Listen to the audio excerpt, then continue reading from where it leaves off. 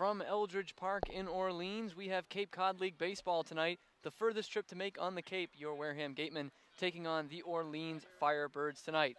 Hello everyone, alongside me is Henrique Demore. I'm Cameron Stewart and you're listening to the Gatemen Baseball Network. The Gatemen have started the season 7-3 even after a tough loss to Bourne last night. It has certainly been a great start for Wareham this season, Henrique.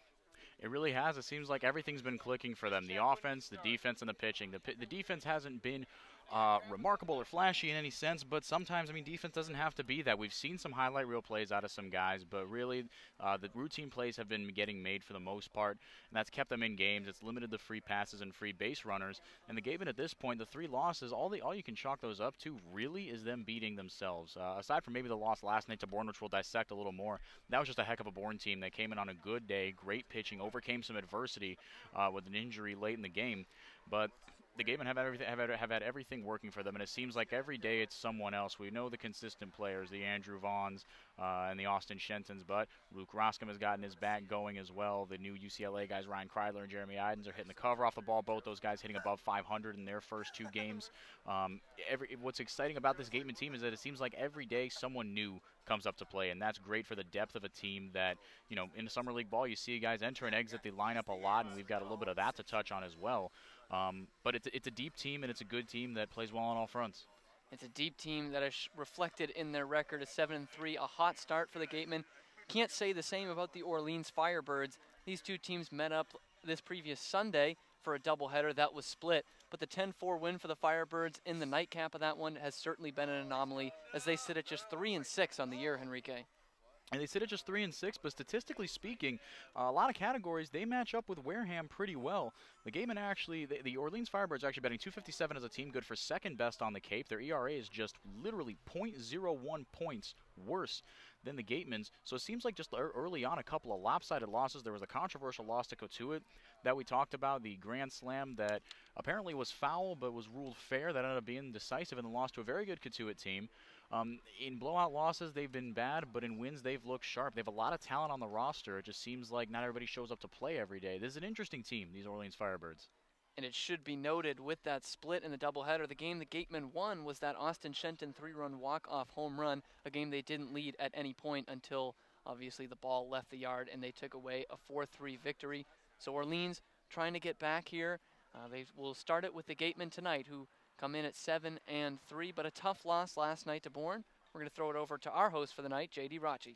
Thank you very much, Cam. Here to start the Gatemen Pregame Show. It's been a really great season for the Wareham Gatemen this year. As you guys mentioned, it's been a little bit tougher on the side of the Firebirds, but tonight we're going to get into the pitching matchup. It's a good one on the mound for the Firebirds and for the Gatemen. For the Gatemen tonight, it's the Cape League debut of one of those UCLA guys. Of course, 4 coming in the last couple of days. It'll be Ryan Garcia, the right-hander, 6 foot, 180 pounds, out of UCLA. This season for Garcia was absolutely stellar. A 2.34 ERA, gave up 49 hits, 22 runs, only 18 of them earned, 21 walks, and 67 strikeouts. So not a huge strikeout guy. He'll pitch to contact quite a bit. But other than that, he had a really stellar year. Honorable mention, all Pac-12. The career ERA for him is sub-3 at UCLA between his freshman and sophomore year. And this is not his first experience with high-level summer league baseball. Played in the Northwoods League with Waterloo last season and was absolutely stellar. Sub-2, 1.88 ERA, 52 strikeouts, and 32 walks in 48 innings. So it should be an absolute pleasure to see Ryan Garcia on the mound. Meanwhile, on the other side, it'll be a left-hander. Just coming off his freshman year at Virginia, Andrew Abbott out of Nathalie, Virginia, and Halifax County High School, 6 foot, 175 pounds. This season on the Cape, a 3.00 ERA, 1 game started, 3 innings pitched, 3 hits, and a run. It was earned with 2 strikeouts. But for the Wahoos this season, a really impressive set for Abbott in his rookie campaign. 3.18 ERA, just gave up only 42 hits in 51 innings, only 18 earned runs. And how about this walk-to-strikeout ratio? 16 walks to 78 strikeouts in just over 50 innings pitched. A .223 batting average against ACC All-Freshman team. He was the 2017 Virginia Gatorade Player of the Year and a 36th round pick in the 2017 MLB Draft. So Andrew Abbott on the mound tonight for Orleans. It should be a fun one in terms of what we're going to see from the starting pitchers. And actually, we got to catch up with tonight's starting pitcher, our Mary Orders did. She talked to UCLA right-hander Ryan Garcia. Thanks, guys. Now, Ryan, you're getting your first start tonight. How are you feeling? I'm feeling great. I'm excited to get out there. Should be pretty fun. I know a couple guys on the other team, and yeah, should be exciting.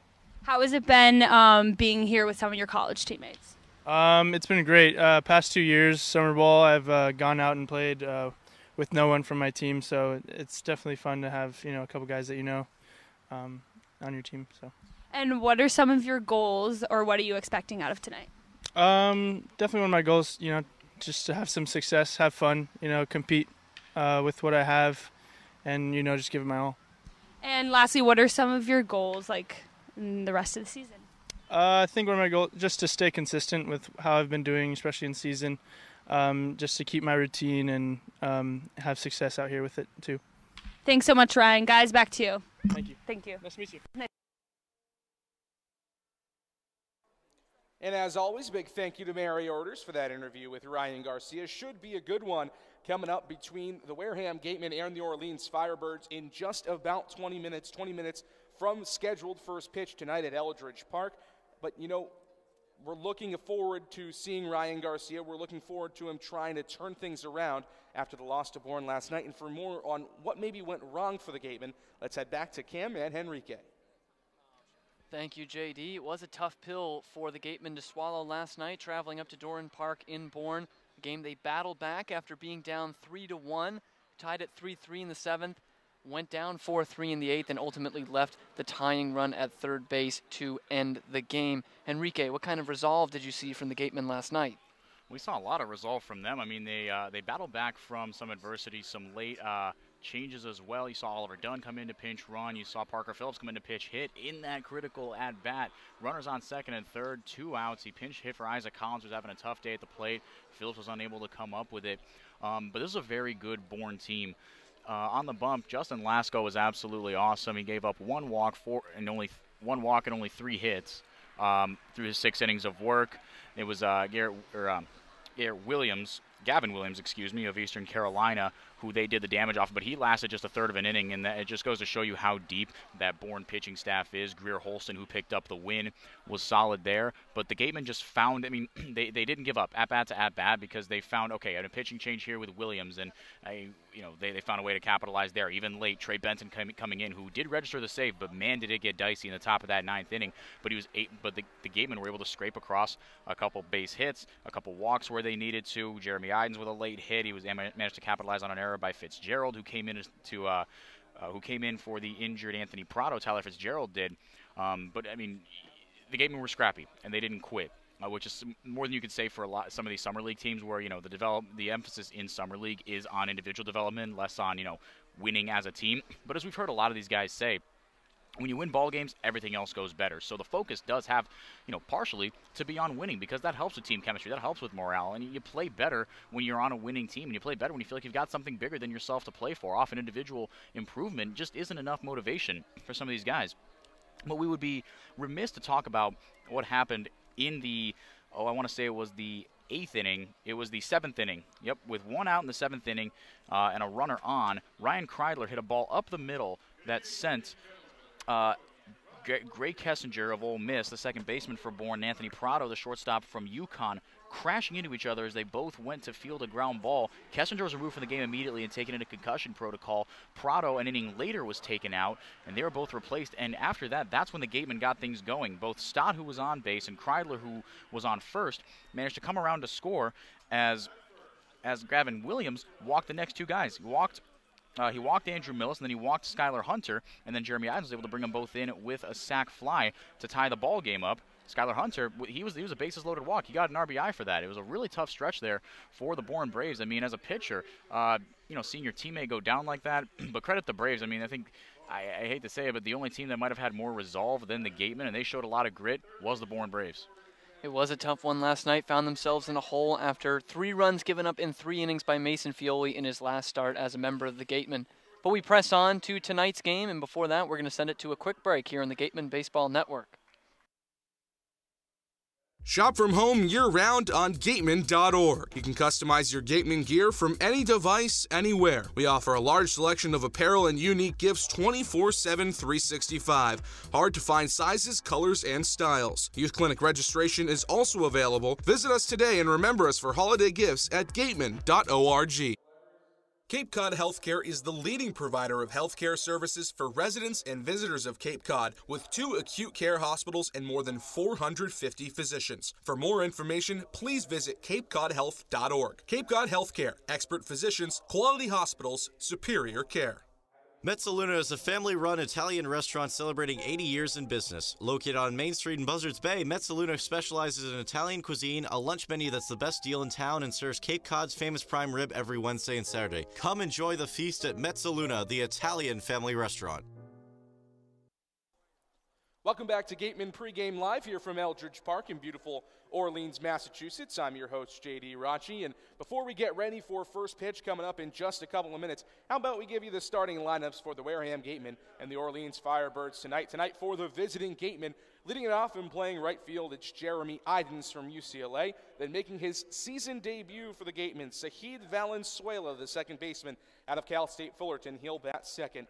Batting third, the big first baseman from Cal, Andrew Vaughn. And in the cleanup spot for the second night in a row, the third baseman from FIU, Austin Shenton. Batting fifth and playing shortstop from UNLV, it's Bryson Stott. And all the way down at DH and in the sixth hole, it's Lyle Lockhart from Houston.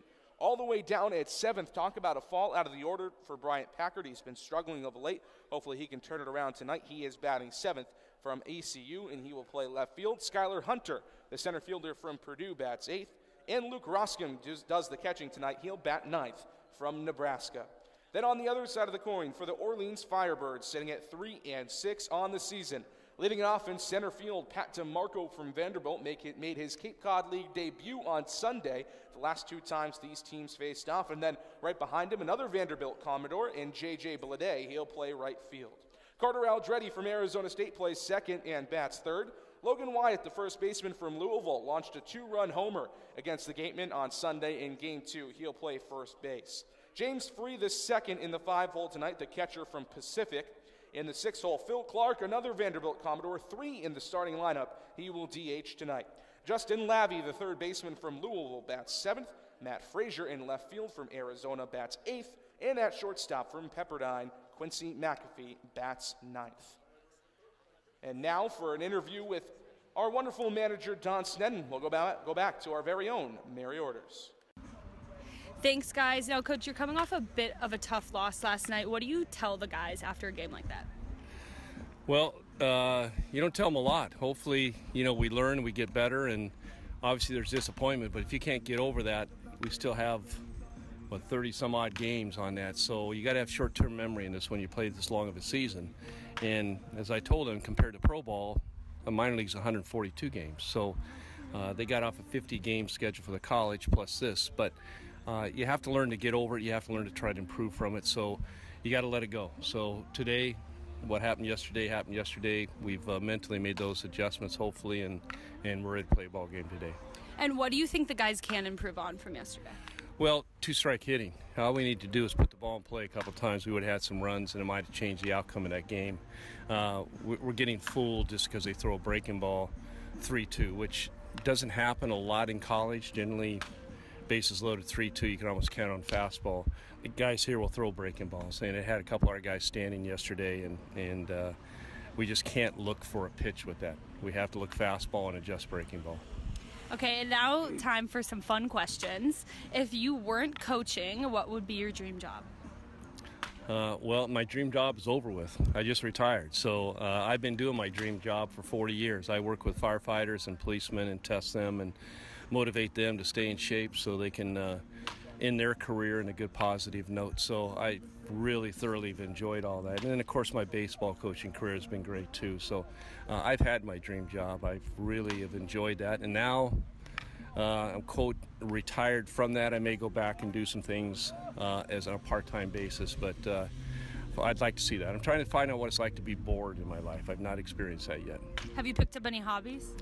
Oh, I have a lot of hobbies, yeah. I have too many hobbies, so I'm not good at any of them, anywhere from fishing to hiking to you know, just going out and swimming and staying in shape and working out and all that stuff. So it's a full-time job with that.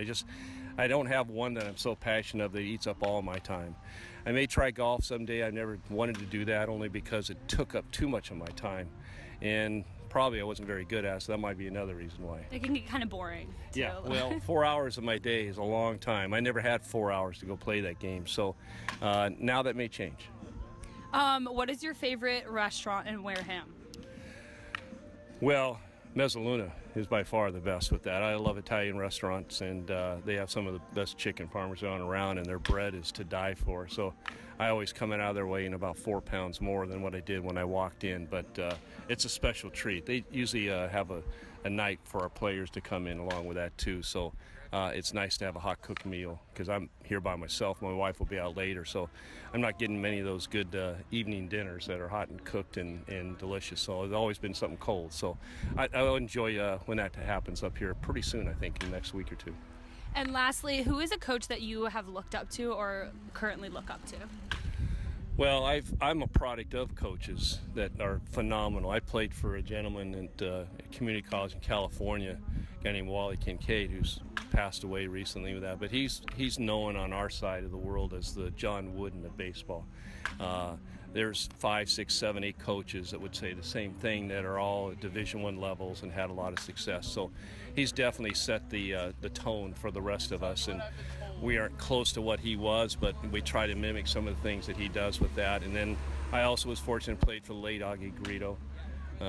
I had the distinction of being his first recruit at Cal State Fullerton when he got that job in that. So I coached for him, played for him, and obviously we were close through all that time. So I've been very lucky. I've had quality coaching around me at all times. That's amazing. Thanks so much, Coach. Guys, back to you. And as always, thank you to Mary Orders for that pregame interview with Don Snedden. Always nice to see what Don Snedden has to say about the game. Well, we're going to turn to another member of our broadcast crew here. Well, maybe not broadcast, a little bit on the writing side of things. Our beat writer, Ian Visera, joining me now. And Ian, one of the things that we've noticed over the last couple of days after that doubleheader against Orleans on Sunday, we saw 5 different roster moves, 5 guys cut, 5 new guys to the roster. Saheed Valenzuela taking the place of Mason Fioli off to Team USA.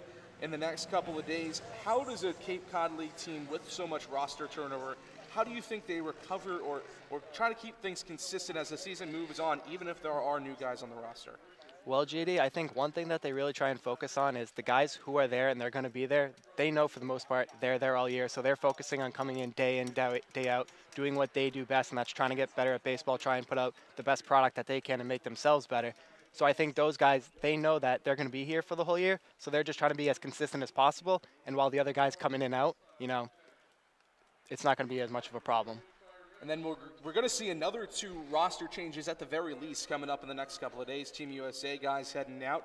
We'll see Andrew Vaughn and Bryson Stott head off to Team USA come early next week. So what are you expecting from maybe some new guys, or who do you think could fill into the role of Andrew Vaughn and Bryson Stott? Well, as manager Don Snedden has told me numerous times, no one can replace Andrew Vaughn, period. And that's a direct quote. So, I mean, we know how great Andrew Vaughn is, 3-hole hitter on this team, really the best hitter probably in this league. So you're not going to replace him with one guy, but what you can do is replace him with the guys around him. So Jeremy Idens, we've seen a big boost from him, the UCLA outfielder, and he's done great out of the leadoff spot. And also, too, I think Ryan Kreidler coming in, plays a little shortstop, third base. He can fill in for Bryson Stott. We've seen great offense from him so far. He's a very good defender, and I think he can fill in very nicely for Stott. But as for filling in for Vaughn, it's going to be tough. We'll see what Parker Phillips can do, some other guys, but it's just going to have to be a whole team effort to replace Andrew Vaughn. And as we mentioned, a new addition to the roster today, Saheed Valenzuela, second baseman from Cal State Fullerton, taking the roster spot of Mason Fioli. What are you expecting to see from Saheed Valenzuela? Well, I'm expecting to see some good offense. We haven't seen it so far this year from the Gatemen second baseman. Isaac Collins hitting just .222, Oliver Dunn just .130. So really any sort of boost that he can give offensively is going to be noted, and the Gatemen can take advantage of that. And I'm also looking for good defense, because one thing Collins and Dunn have done is play phenomenal defense. We saw Oliver Dunn the other night make 2 spectacular plays back-to-back, a leaping grab and a diving play to his right. So I think he's going to have to really play well on defense to make sure he stays in the lineup. But if he can hit it all, he's going to fill in and do just fine. All right, Ian, thank you so much. A couple of roster updates coming very soon to the Wareham Gatemen. We're excited to see what the new guys have in store. Appreciate your time. No problem, JD. Thanks for having me.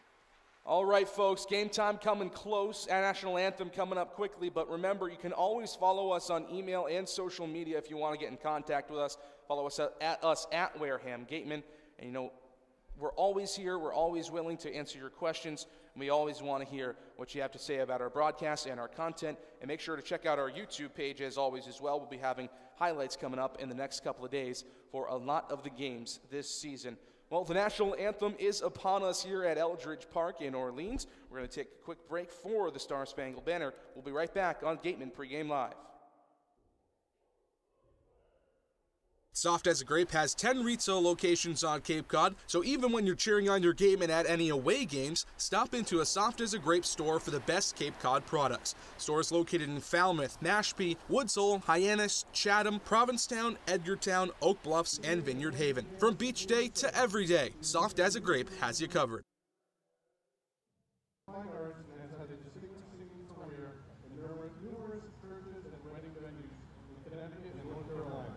He participated in a 10-day trip to Germany and Austria to sing at all the Grammy Cathedrals in 2010, and participated in a chorus by invitation only to perform in Carnegie Hall in 2013. And as a sports fan, Dale has sung the national anthem in the Greensboro Coliseum for both indoor football and hockey games.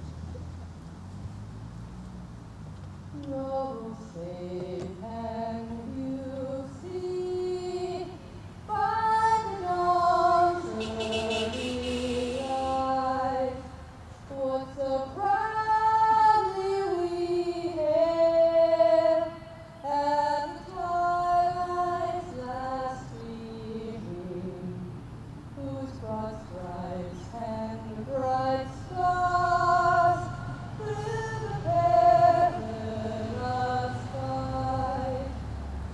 All the ramparts we watched were so gallantly streaming, and the rocket's red glare, the bombs bursting in, gave proof through the night that our flag was still there. Oh, say does the star-spangled banner yet wave o'er the land of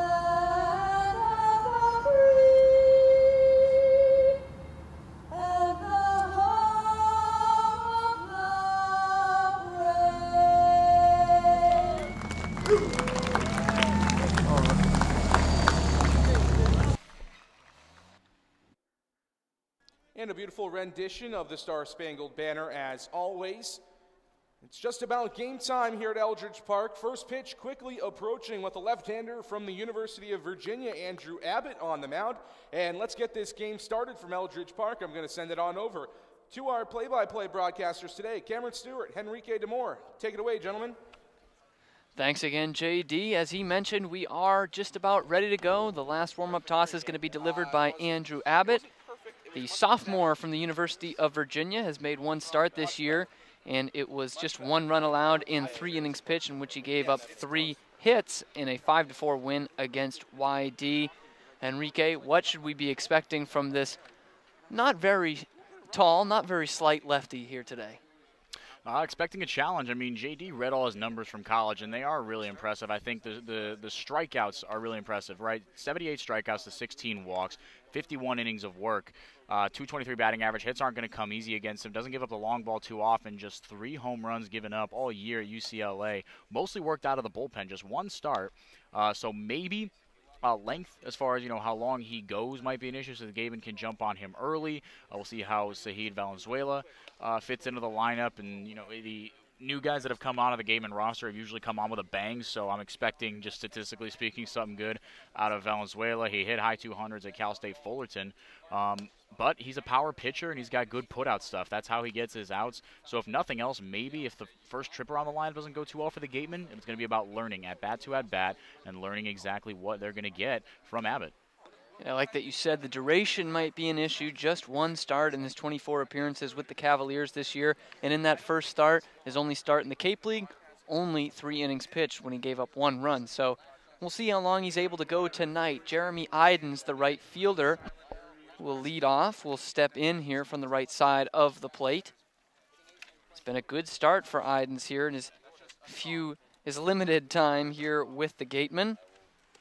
He is hitting a crisp .538. And this is his 3rd game as this pitch is going to catch the inside corner. And we are underway from Eldridge Park in Orleans. Strike 1 delivered to Jeremy Idens here on the Gatemen Baseball Network. An official start time right on the nose, 7 p.m. at Eldridge. Idens is going to foul the second pitch back and out of play. So now it is no balls and 2 strikes to the Gatemen leadoff hitter. Here in Orleans, especially today, Braden, a very special day. Getting things rolling on time. Yeah, that's what we like to see. Timely manner. Abbott looks in. Here comes the 0-2 home. This one's going to be roped to center field, but short. And on the lip of the grass, the shortstop will make the play for out number 1. It's quickly 1 man up and 1 man down here in the Gatemen half of the 1st inning. Tough one. Idens got one high and inside, and he hit it off the end of the bat. He just pushed it, if nothing else, out into shallow center field. Lazily hit. Plenty of time for McAfee to come make a play. 1 up, 1 down for Abbott. So certainly a good start as Sahid Valenzuela will look to do the same, get off to a good start. He's making his Gatemen debut tonight. Takes a strike in there on the first pitch. The junior from Cal State Fullerton will get his first taste of the Cape. He's been with the team a few days now, but just activated yesterday, last night after the game. Gatemen cutting Tyler Ye last night, the pitcher from Seattle. That pitch going to be in there for a strike, so much like Idens before him, Valenzuela goes down 0-2.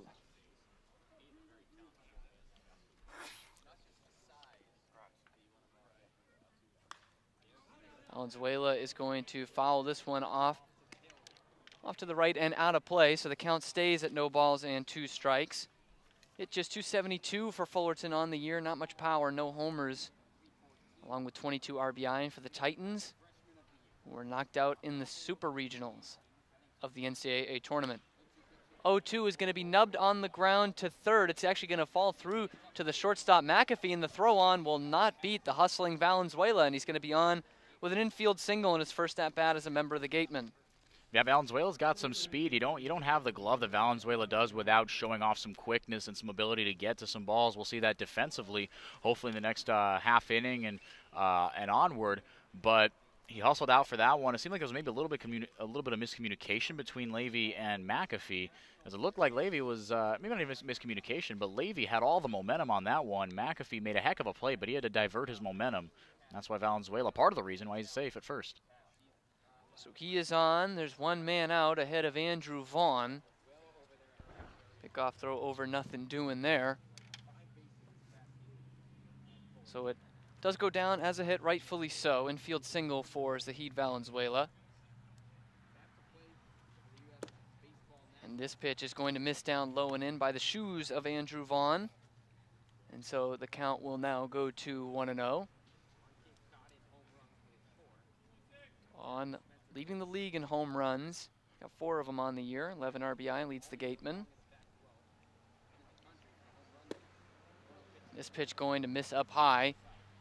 4-2, 2-0. Had another RBI last night in the first inning. Put the Gatemen up 1-0 in that game at Doran Park. One they would eventually fall 4-3. We've seen almost everything from Abbott's arsenal so far. Hard fastball, he can locate it well, and that cutting breaking ball. This pitch is going to catch the strike zone. Not liking that was Andrew Vaughn. Gets an explanation and steps back in with the count at 2 balls and 1 strike. Vaughn in his last 7, while the RBI numbers have kept up, he's hitting just .231 in that span. Runners off in Valenzuela, and this one's going to be rocketed foul off to the right and out of play. So the count now evens at 2-2 with one man out. He did not miss that one by much. I wonder if that was a hit and run or if Saheed Valenzuela just independently decided to go. Either way, Vaughn's a more disciplined hitter than that. He knows better than to foul something off. As Valenzuela tries to get the aggression going early here for the Gatemen. 2-2 not to be made just yet as they throw over Valenzuela in there easily without even a slide. Just trying to keep him honest there at first base. Only attempted 6 steals during the year for the Titans, 5 of 6 on the base paths. 2-2 is going to be fisted behind the second base bag, and it is Carter Aldrete who will make the play for out number 2. Vaughn is retired. Tough one, but we've seen that twice now. Little lazy fly balls hit into shallow center field, gloved by the middle infielders. Abbott's locating his pitch as well. And that's evidenced by not only the weak contact he gets on the last pitches, but that pitch gets set up by the rest of the at-bat. The fastball and the breaking ball, which I've touched on briefly, have both been working very, very well. And they left Vaughn and Idens guessing. So that'll leave things up to Austin Shenton, the third baseman tonight. He's hitting .419 on the year. Valenzuela's going, and this looks like a pitch out, and the throw is going to be close, and it's going to get Valenzuela at second. Gunned down, the man stealing to end the inning. Gatemen are unable to get one across on a hit, and we are going to Orleans' first at-bats of the night here on the Gatemen Baseball Network. Whatever your goals may be, Joe Crespi and the Merrill Lynch of Taunton will work with you to develop a customized financial strategy designed to help you pursue what's important to you. Managing your wealth and listening to you is their top priority. Folks, after the game, be sure to visit El Mariachi on Main Street for the best Mexican food in Wareham. The cantina provides a delicious late-night snack accompanied by fun cocktails. Learning at Curry College extends beyond the classroom and is embedded in all that they do. Curry prepares students to engage in successful careers and active citizenship with a global perspective.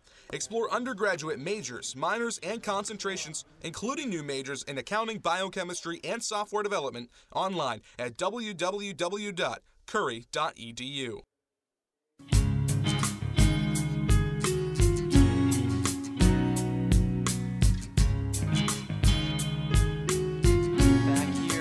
Bottom of the first inning.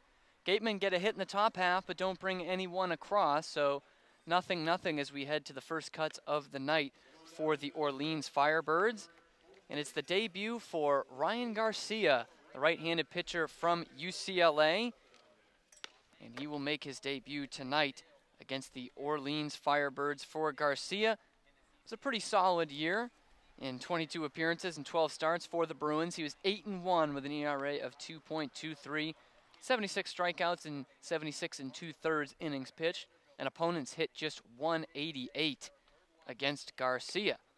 Yeah, that to me is by far the most impressive part of that stat line. I mean, the ERA is phenomenal, but opponents hitting just 188 against him in a really good Pac-12 conference, too. That's no joke. Pat DeMarco will be his first test here for the Firebirds tonight. DeMarco, an SEC man from Vanderbilt and Staten Island, New York, will step in. He is playing center field tonight for Orleans. First pitch to him is going to be fouled off to the right and out of play. Some action for the kids on the hill, as this will go for strike one.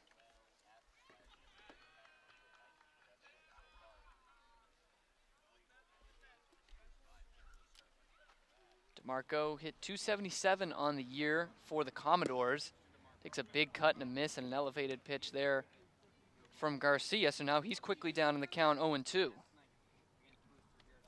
DeMarco on the Cape, though, batting .409. Just 2 RBIs, but has managed to get on base quite like nobody's business.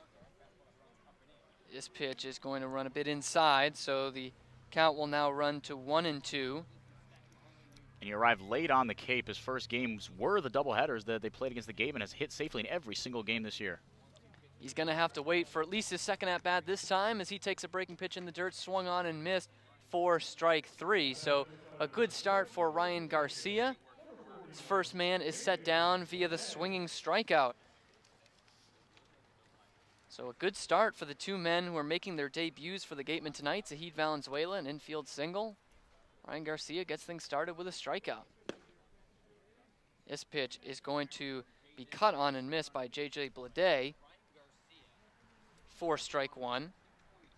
Blade, another Vanderbilt Commodore from Panama City, Florida.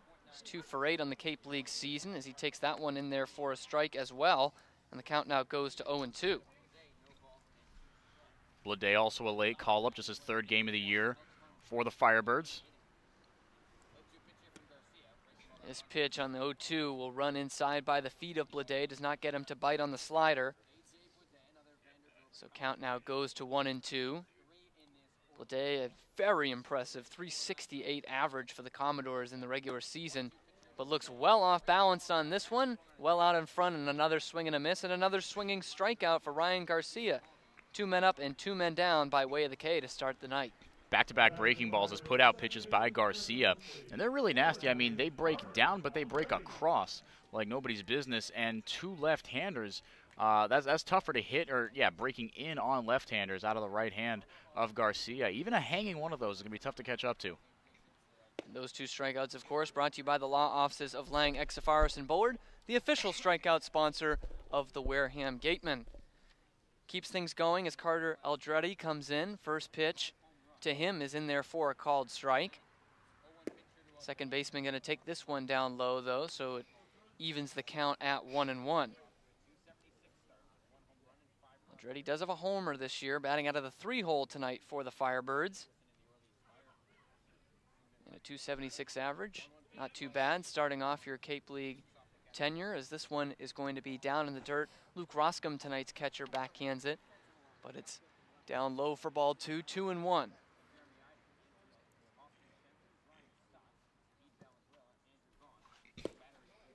Going to catch the outside corner for a called strike, so now stands at 2-2, no one on and 2 outs here in the Firebirds' half of the first inning. Here's the 2-2. Inside corner, ran a bit inside. Roscom was set up outside. Aldretti does not offer, and the count now runs full. 3 balls, 2 strikes.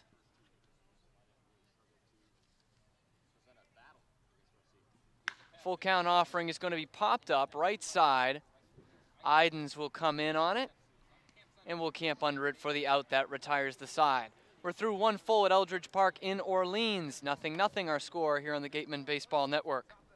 Get Gatemen gear. Check out the latest styles and colors of your favorite Gatemen apparel. Also in stock, a large selection of Cape League items, including tickets to the All-Star Game. Test your pitching speed and pick up a souvenir ball, all at our merchandise booth.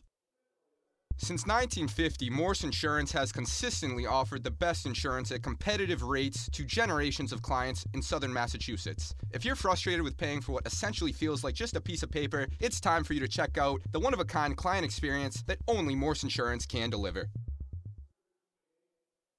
The 2018 Cape League All-Star Game will be played at White House Field in Harwich, Sunday, July 22nd. Game time is 6 p.m., gates open at 2. One highlight will be the Cumberland Farms home run hitting contest. There will also be an autograph session and a large merchandise village with items from many of the teams. Support the Gatemen in part by purchasing your ticket right now at the merchandise booth. Tickets are just $5.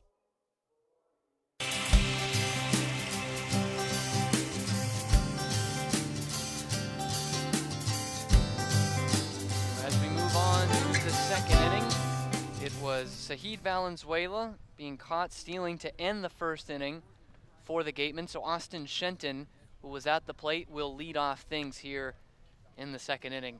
0-0 is our score, just 1 hit between the 2 teams, and that was by Zahid Valenzuela, an infield single off of Andrew Abbott. Shenton stands in, still hitting over 400, 419 on the year. 1 homer, 8 RBI for him. Only 2 walks drawn for Shenton all season. Steps in from the left-hand side against the lefty Abbott to get things started in the second inning. Yeah, you knew there was going to be a little bit of regression to the mean, but still hitting at a torrid pace, and he's getting on base pretty much once per game at least. Takes this first pitch in there for a called strike. So he's behind the count 0-1.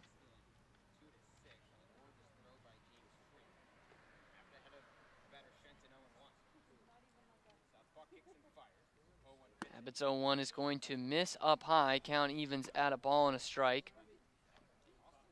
There's a bit of an awkward motion, does Abbott. He bends his knees as he looks in for the call before making his delivery to the plate from the first base side of the rubber. Here it is again, and the 1-1 misses up high, so now Shenton ahead of the count, 2 balls and a strike. And going back to the consistency.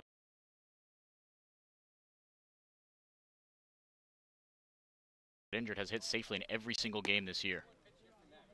And he's 1 pitch away from getting on base again, as the 2-1 missing up high in nearly the same spot away from Austin Shenton is where they're pitching him right now. And the count now stands at 3 balls and a strike. Bryson Stott waiting on deck.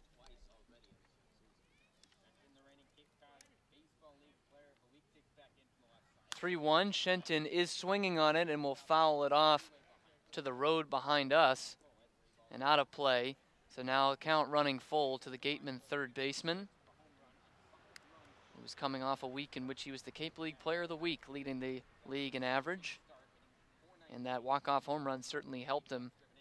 That was against Orleans in the first end of the doubleheader on Sunday. This pitch going to be up letter high and will miss for ball 4. So Shenton has a nice at-bat and leads off the second inning with a base on balls. Yeah, you mentioned the lack of walks drawn, and Shenton, I mean, he's been putting the ball in play a bunch, so you'll take the low number of walks and maybe the less amount of patience at the plate, but he displayed some really good patience there and a really good eye. And that was a gutsy take there on 3-2, and a good frame behind the dish by Free, but he got on base. Now a man with another average above 300, Bryson Stott, stands in, takes this pitch down low for ball 1. For Stott, it's a 310 clip on the year. 6 for 29 at the plate. Excuse me, 12 for 29 at the plate. Getting on base at a pretty good clip, 429. Takes this one in there for a strike. Count evens at 1-1. Stott embarking on his last weekend with the Gatemen. He will be one of 3 Team USA players who will ship off on Sunday, excuse me. 1-1 is going to be about belt high, but it will be inside on the breaking ball. And Stott will take it for ball 2, 2-1. So Stott definitely more than his glove at shortstop, with the average north of 300 on the year. Started to come to the plate, did Abbott, but then one hops a pickoff throw over to first base. Shenton back in there standing. I think nowadays with Stott, that has been the school of thought. But coming into the season, and even in Game 1 when he botched a couple of ground balls, Game 1 nerves getting the best of him. Since then he's been perfect, but with a taller frame, he's not the conventional shortstop build, as that one's in the dirt. And, you know, our Ian Becerra had a piece on him where he addressed, you know, you're 6'2", you're a lankier guy, how do you make up for that at short? And I got to talk to him as well, him and Andrew Vaughn. So they're 2 of the guys departing for Team USA on Monday, going down to North Carolina. But he said that, you know, it was an adjustment growing into his body. He said he didn't grow into himself until late into high school. So that was part of his game as well. Has certainly found his speed here to start the Cape League season, as this one is going to clip the corner. He doesn't like the call, but the count will now go full, 3-2.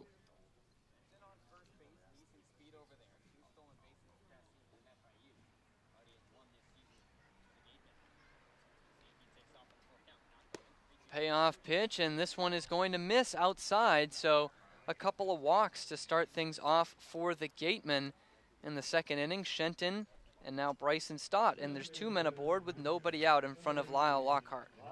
See if the Gatemen can take advantage of it. They were burned by some free passes yesterday in a tight one against Bourne. Probably one of, if not the best game in terms of just quality of the product the fans got to see. It was a heck of a game yesterday at Bourne, but the Gatemen did get burned by free base runners given up.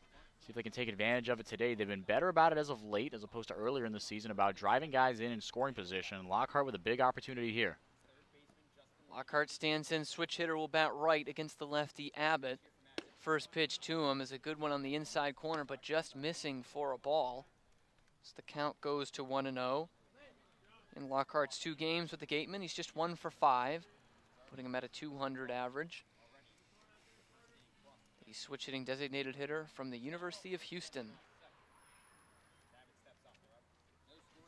Both he and the pitcher Abbott will take time as he awaits the 1-0 pitch with 2 men aboard for Wareham here in the second. 1-0 is a looping breaking ball, but it drops in there about belt high for a strike to Lockhart. Count evens at 1-1. If he was looking for that pitch, I think Lockhart might have had a field day with it. Maybe not as inside as he would like, but a hanging breaking ball like that looks real good. But Lockhart, I just don't think he was looking for it on 1-0. And we've seen that breaking ball even today bite a little more out of the hand of Abbott. He's gone to that as a put-out pitch before. He needs to locate it a little better. 1-1 is going to be fouled straight back to the screen, so count now goes to 1-2. So Lockhart obviously trying to keep one off the ground here with forces at all the infield bags. First, second, and third with runners at first and second. One out here, or excuse me, nobody out here for the Gatemen. Bryant Packard will wait on deck. 1-2 is going to be bounced to second base. There's a chance for 2. They slip it on to McAfee at second, and the throw on to first in time as well. So Lockhart does not keep it off the ground.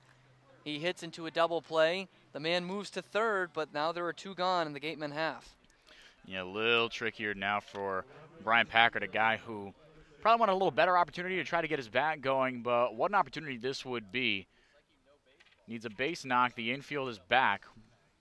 Sharply hit ground ball won't do it with 2 outs. Certainly a test here for Packard, who has been moved down in the lineup as of late. Was the consistent cleanup hitter for the Gatemen up until the past few games. He's all the way down to 7th tonight. As he takes the first pitch in there for a called strike. Certainly foreign territory for the man from East Carolina who hit .406 during the college baseball season. Abbott's 0-1 is going to be bounced in front of home plate and will actually go above the screen in front of us here at home plate at Eldridge Park. And that will be a wild pitch. And so because of that, Shenton will be awarded home plate, and the Gatemen are on the board first here 1-0, and becomes a little bit easier for Packard, but no RBI opportunity as the run comes home. Yes, that's the dead ball rule, right? It goes out of play, everyone gets to move up a base. That's tough. I mean, this thing barely got over the netting, and the netting, from the way it looks, probably should have been up higher. Definitely should. From where we're standing at right now, it is sagging, whereas on the other side, the first base side, it's all the way up. So no home field advantage for Orleans tonight. Home field disadvantage, you could say. It has bit them so far as the Gatemen take a 1-0 lead. 1-2 home to Packard's going to be on the ground to second. Aldretti will go over there to first, and that's how the second inning will end for Wareham. But they get one on the board, and we're going to go down to our Mary Orders, who got a chance to talk to Sahid Valenzuela before the game. Okay, thanks, guys. I'm here with Sahid Valenzuela. Now, it's your first outing tonight for the Gatemen. How are you feeling about it? I'm feeling pretty good. I'm excited to get to play my first game with the Gatemen, so should be a good one. What are you expecting out of tonight? Just help my team win in whatever way I can. I know we're going to face some good competition, so we'll see how it goes. And going forward into the rest of the summer, what are some of your goals being here in the Cape League? Just to go out there and have fun and compete at the best of my abilities, and hopefully well, and just go out there with my teammates and help them win in whatever way I can. Great. And lastly, have you been able to explore at all yet? I know you just got in a few days ago. No, I really haven't. We haven't really had enough time to go. We've been on the road, so but I'm, on an off day, I'm probably going to go explore and see, get to know Massachusetts. Great. Thanks so much, Sahid. Back to you guys. Thank you.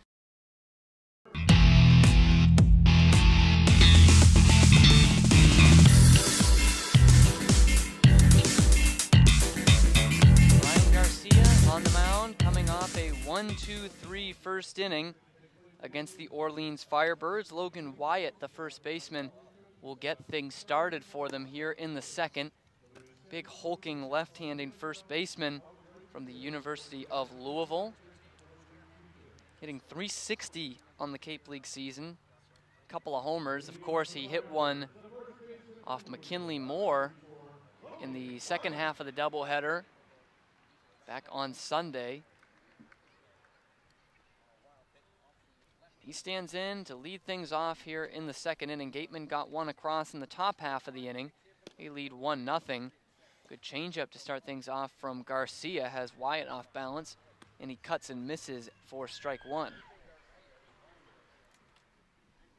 Certainly have seen a couple Firebirds looking off balance in the first inning plus, but not a lot of them have seen anything on Ryan Garcia, who was just activated last night for the Gatemen. This pitch off the plate. Roscom has to reach out and get it.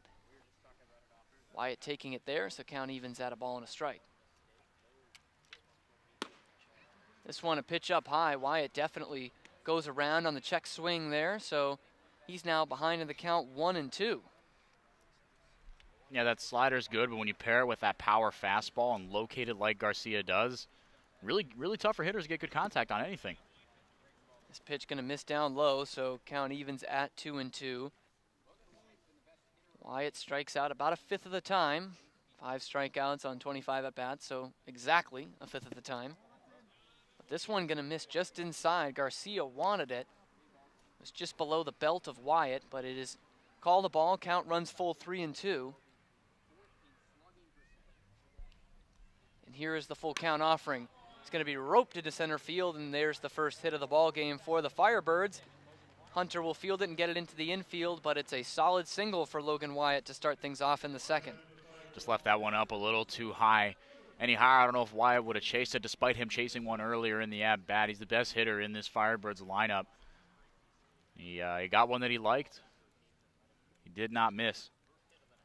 Now it's James Free who will step in from the left-hand batter's box. Had a nice solid game against the Gatemen on Sunday. Had a couple of doubles as this one's pounded in there for a strike to Free. Count goes to 0-1 on him.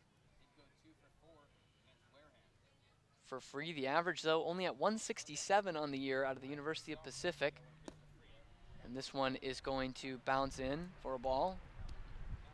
Nice block there by Roscom, getting the catching duties today. His bat started to heat up just a little bit. His last start, which was a few days ago, managed a hard hit single and double, one to each side of the field. 1-1, check swing, but this time he goes around once again, does Free, and the home plate umpire making both those calls this inning, and that'll run the count to 1-2 with the man leading off of first.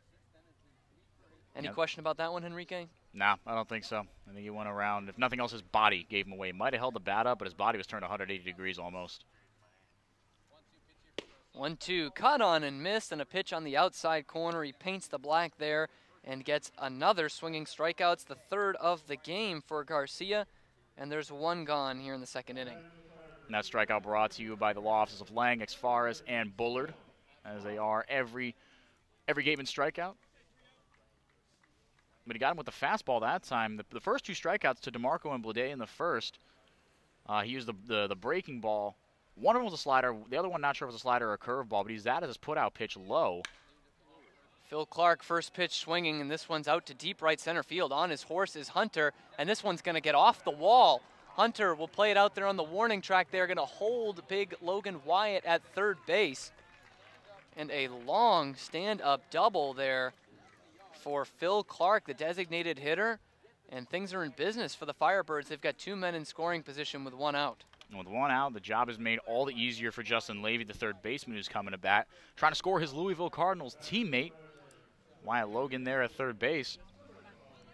But I think the fact that that one didn't leave the park is a testament to how sharply the fence here at Eldridge Park goes deep in center field. To dead center, it's 434.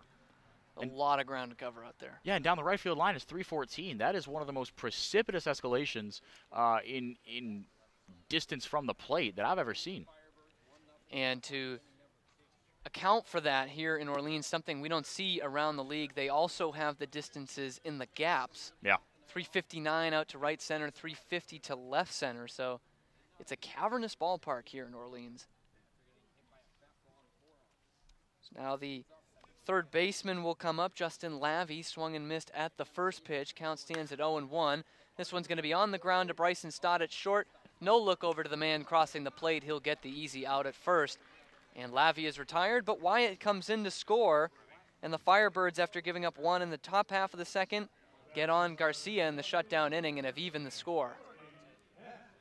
Yeah, not much you can do about that one. Stop made the right choice. All the infielders were playing back for Wareham early on in the ball game.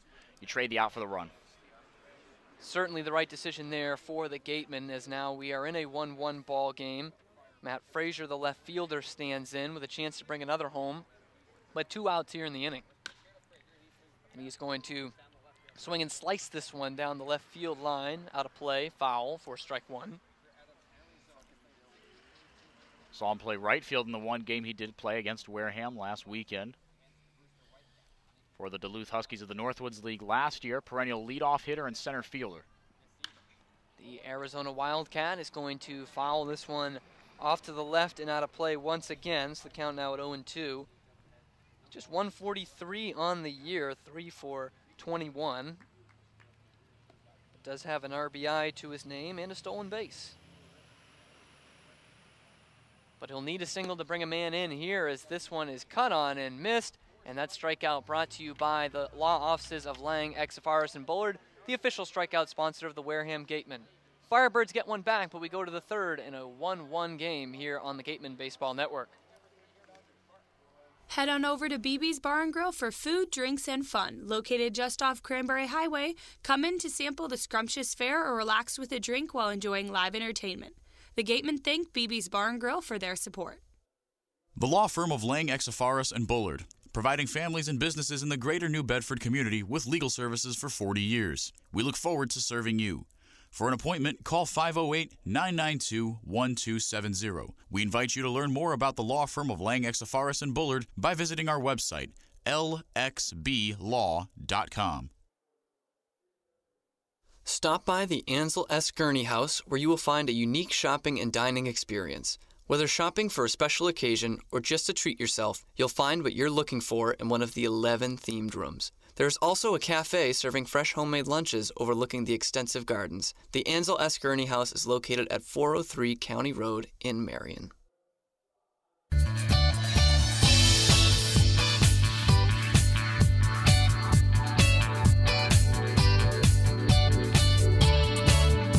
We are back here for the third inning at Eldridge Park. Firebirds are able to answer the Gatemen's 1 run in the second with a run of their own. And we have a 1-1 ball game. It's still Andrew Abbott out there. And Skylar Hunter will step in. Switch hitter batting right. Center fielder tonight for the Gatemen out of Purdue. Getting his first cuts as it's 8-9-1 expected in the inning. This pitch is on the inside corner for a called strike to Hunter, who has scuffled at the plate this year. As Hunter, just hitting 139 on the season. This pitch going to run inside and low, though.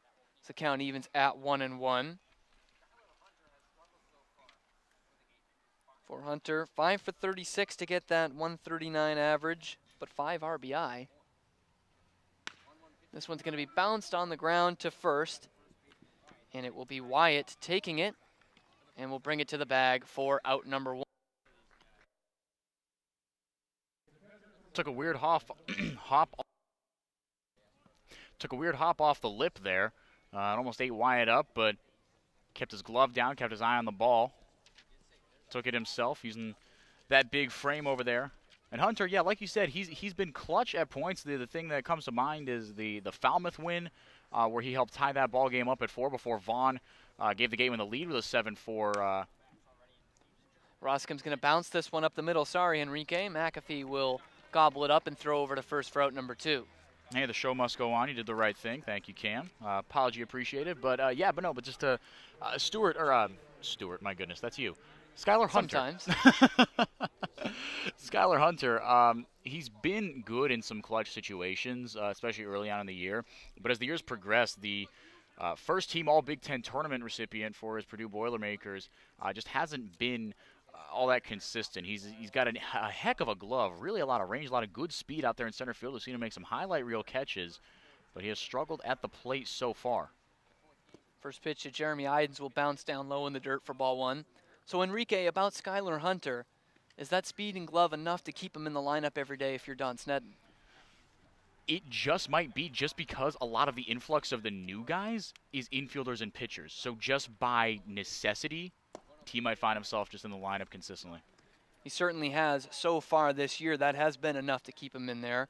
Second pitch missed down low and into Idens, so count is in his favor, 2-0. Idens is the only guy coming in playing outfield, and Clemente has also struggled at the plate. He's an outfielder, so he's not going to see as much time in the lineup. 2-0 is going to be rifled down the line. It is a fair ball and will get down close to the wall. Idens will have to slide into second. The play is close, and he is safe in there with a head-first slide. A double by Jeremy Idens, and a little bit of argument here from Aldretti, the second baseman who was covering. He thought he might have had them on the throw, but nonetheless, Idens is in there with a 2-out double. Well, it's a bang-bang play to be certain, and maybe there's some discrepancy as to whether Idens, because he did overslide it slightly, but he managed to keep his left hand on the very, very back end of the bag there at second. And that's why, as a fielder, you keep the tag on the runner until the umpire tells you whether he's safe or out, because if the base runner overslides that and your glove's on him, that's an out. So Idens in scoring position ahead of Sahid Valenzuela. Takes this pitch low and in the dirt for ball one. Valenzuela you got to hear from, interviewed by our Mary Orders. He singled in his first at-bat in the first inning.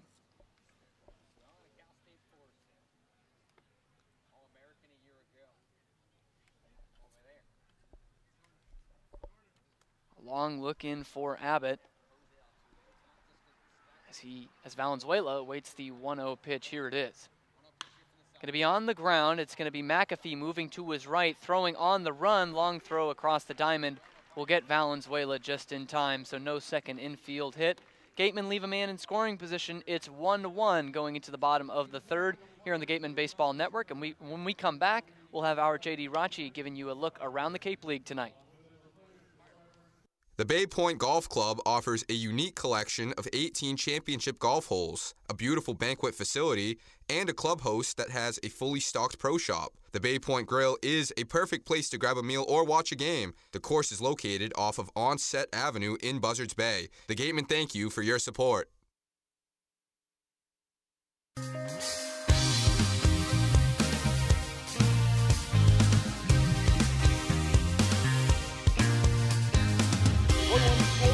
Time with the Orleans Firebirds here at Eldridge Park in Orleans. But as on most nights in the Cape League, this is not the only game going on Cape Cod. Just a few miles west in Brewster, the Cotuit Kettleers hold a 4-3 lead over the Whitecaps in the top of the 8th inning. A big third has been the difference for Cotuit thus far, with all 4 Kettleer runs coming in to score. Will Robertson and Thomas Dillard both with RBIs in that inning. At Red Wilson Field in Yarmouth, a commanding 12-1 lead for the YD Red Sox over the Harwich Mariners in the top of the 7th inning. And if you thought the 4-run third was impressive for Cotuit, how about 8 runs in the 4th inning for the YD Red Sox? And Hyannis, a slim 1-0 lead for the Harbor Hawks over the Falmouth Commodores. Meanwhile, Chatham, Bourne, a 5-0 lead over the Chatham Anglers out in Chatham. All right, 1-1 the score from Eldridge Park. Now back for the play-by-play. Here's Cam Stewart. Thanks, JD. We're on to the bottom of the third. Quincy McAfee will swing at the first pitch and will be unable to connect on it, so he's down in the count 0-1.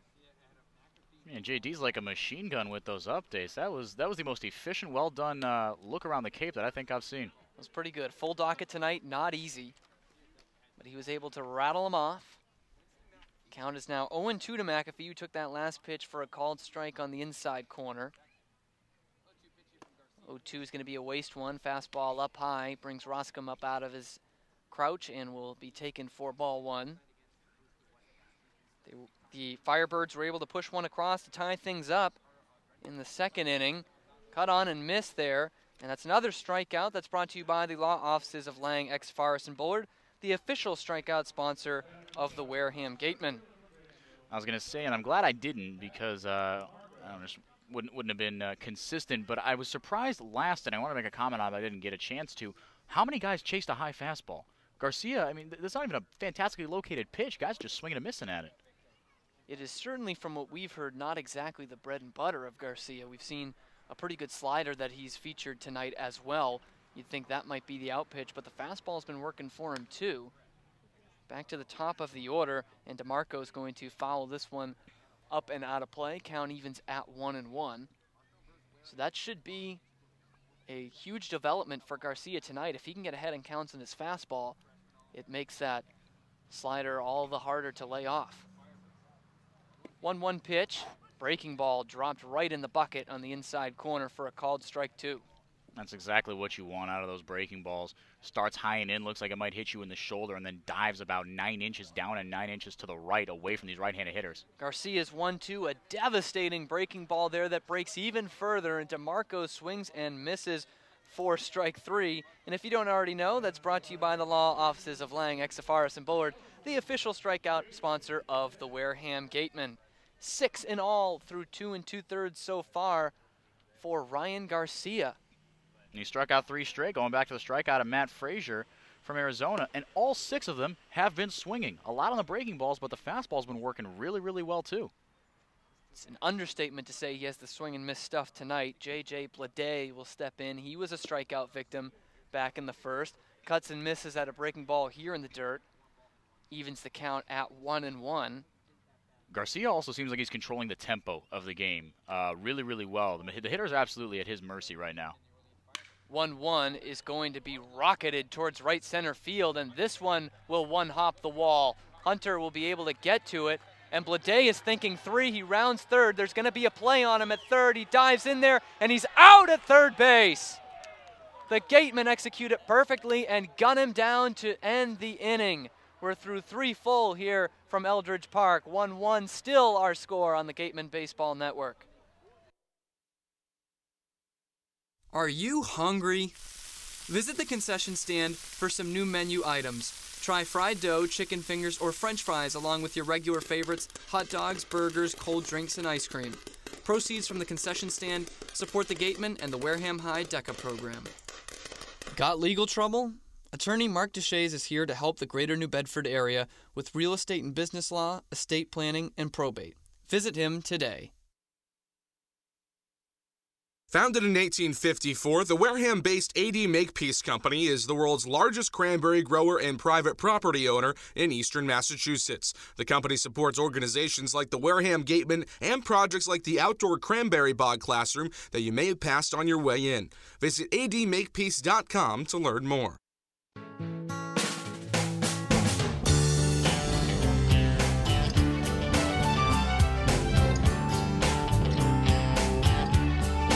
Fourth inning we go. It's still 1-1 our score. Andrew Vaughn gonna get things started for the Gatemen in this half inning. It was an exciting way to end the top half, and we have a new pitcher on the mound for the Firebirds. Anthony DeMeglio from Fordham will come in, the rising senior from Darien, Connecticut. Made 11 starts and 17 appearances on the year for the Rams. He was 8-3. The 3.40 ERA, and 94 strikeouts in just 82 innings pitched. And opponents hitting just .229 off DeMeglio. His first batter that he will face is a tough one, Andrew Vaughn, getting set to stand in. And if you missed it, to end the last inning after 2 strikeouts from Ryan Garcia, J.J. Blade, one of the most dangerous hitters in the Orleans lineup, hit one out to deep right center field, and Hunter was able to get it to the second baseman Valenzuela, who got it over to Austin Shenton just in time to catch the hand of the sliding Blade, and that's how the third inning ended.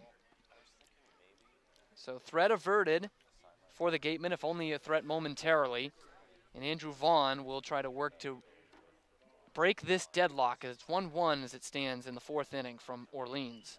DeMeglio making his second appearance of the year for the Firebirds. First appearance was exactly a week ago in a 7-1 loss against Bourne. Gave up 2 runs on 2 hits in 2 innings of work. First pitch is going to miss low to Andrew Vaughn. Count goes to 1-0.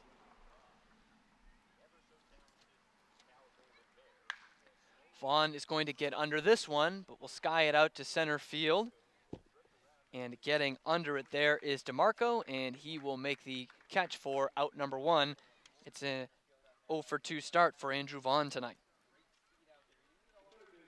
which is still rare, even in that .231 over the last 7 games, to see him not put a ride into one and get on base through his first 2. It's a little rare, not rare for Austin Shenton to get on base. He has already done so in this game. He's 0 for 0, walked back in the second inning. Takes the first pitch in there for a called strike. And is, of course, still hitting over 400, 419 for the third baseman from FIU this year on the Cape. 0-1, that one's going to catch the corner of the strike zone, outside half. In there for a called strike, so now it's quickly 0-2 to Shenton.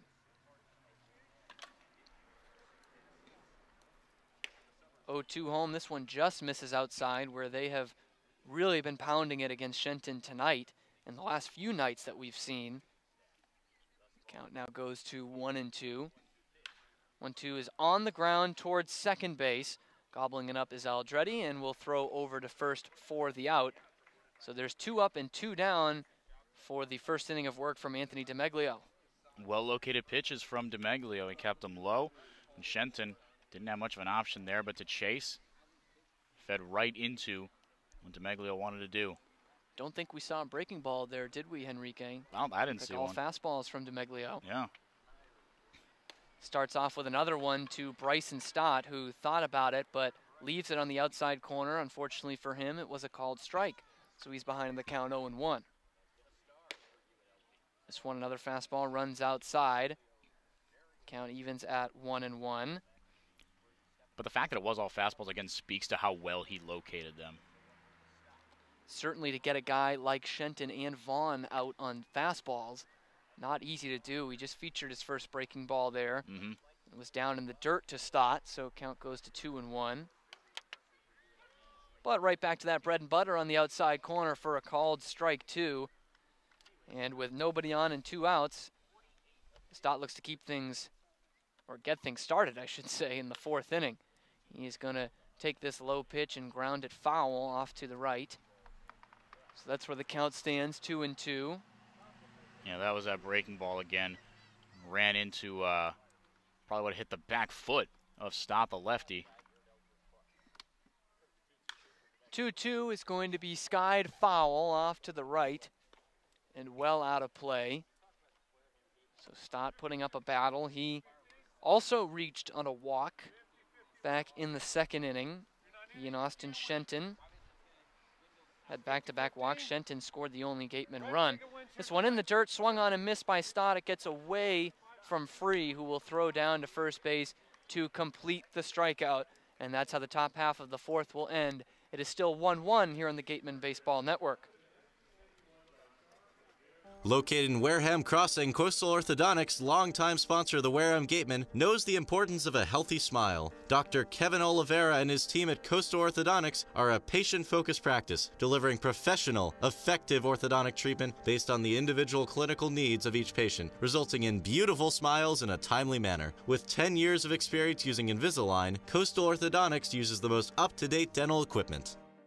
Village Signs of Mattapoisett. They do it all, from logo design, trucks and buildings, to boats. Village Signs has proudly served southern New England for over 35 years. Visit them at villagesigns.inc.com for all your signage needs. The Gatemen wish to thank Patty Wild and the trustees of the John Wild Charitable Trust for their continued support of Gatemen Baseball in Wareham.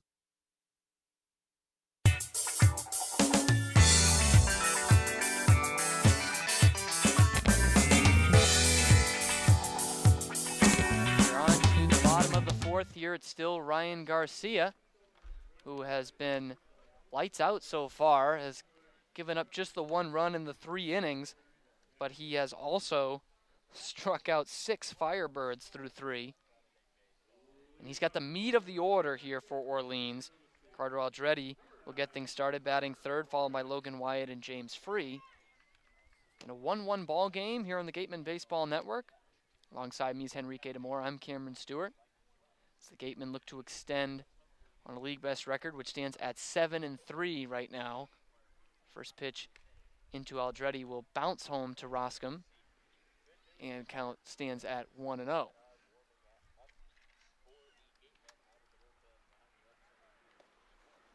Is going to miss outside, so the count now runs to 2-0 in favor of Aldretti. And he flew out to right field back in the first inning, 0 for 1 tonight. This one going to be foul tip into Roscom's mitt. So Garcia gets one back, runs it to 2 balls and a strike. Talked about the strikeouts was such a key for Garcia during the regular season at UCLA. He's continued that trend tonight. This pitch runs low and away into the backstop, so count goes to 3-1. Seems like anything they got off him at UCLA was just his mistakes, because when he locates his put-out stuff, it's darn near impossible to hit. And this is something he does not usually do out in Westwood, as he runs this one outside and low for ball 4. It's the first free pass delivered tonight for Garcia. And a leadoff one at that. Aldretti is on with nobody out. This is dangerous here. Logan Wyatt already 1-for-1 with a single, came around to score in the second as well, but hit that 2-run shot last Sunday against the Gatemen. That single he delivered in the second inning was a hard one. Yeah, that one misses upstairs. If he misses with that one, and Wyatt was proof of it, you don't really have to do a ton other than time it right on a fastball like that to hit lasers kind of all over the ballpark. Kind of reminds me of David Price, right? You throw it hard, they're going to hit it back harder. He has certainly had his fair share of that in Boston, as Wyatt's going to line this one foul off to the right. So count now will go to 2-2. Excuse me, 2-1. And to your point, I remember watching him before he was in Boston and Detroit. Got to see his first start ever. He started against the Yankees back in 2012 when the Tigers got him. He gave up a lot of long fly balls. This one going to miss down in the dirt. So after issuing belt, looks in, here's the 3-1 home. It's going to be skied foul out by us and will hit the top of the Gatemen dugout. And that's good enough for strike number 2.